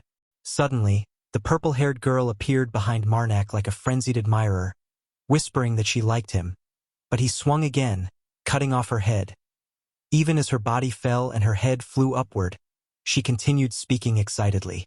Marnak moved forward, a green haze spreading behind him, while the magician prepared a technique of retribution, lifting his leg as a bright blue glow formed. Marnak watched carefully as the magician, wearing a mad expression, brought his leg down with force, causing a massive burst of light, stones rising into the air, and a towering column of energy shooting upward while dust and debris spread across the ground. The red-haired girl shielded her face, coughing as wind carried dust and rocks around her. And when the light faded, only a long cloud of dust surrounded by lightning remained. By then, the city had stopped burning, though it was left ruined and charred, with some buildings still smoldering. Marnak dropped to his knees amid smoke and lightning, while the magician observed that the divine power within him didn't seem to come from the goddess of preservation, though the priest's blessing concealed it well, suggesting instead the presence of another dark spirit. Irritated, Marnak told him to be silent again, and as the magician questioned him further, a giant form of corruption began emerging from a portal above.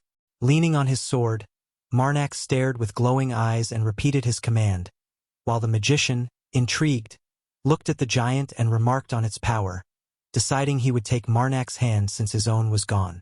The giant's clenched fist descended from the portal toward him, ready to strike, but the magician stood waiting, confident as it came crashing down with a roar and explosion that brought further destruction. Enraged, Marnak watched as the magician created a dark purple translucent shield that blocked even flying debris and stopped the giant's attack.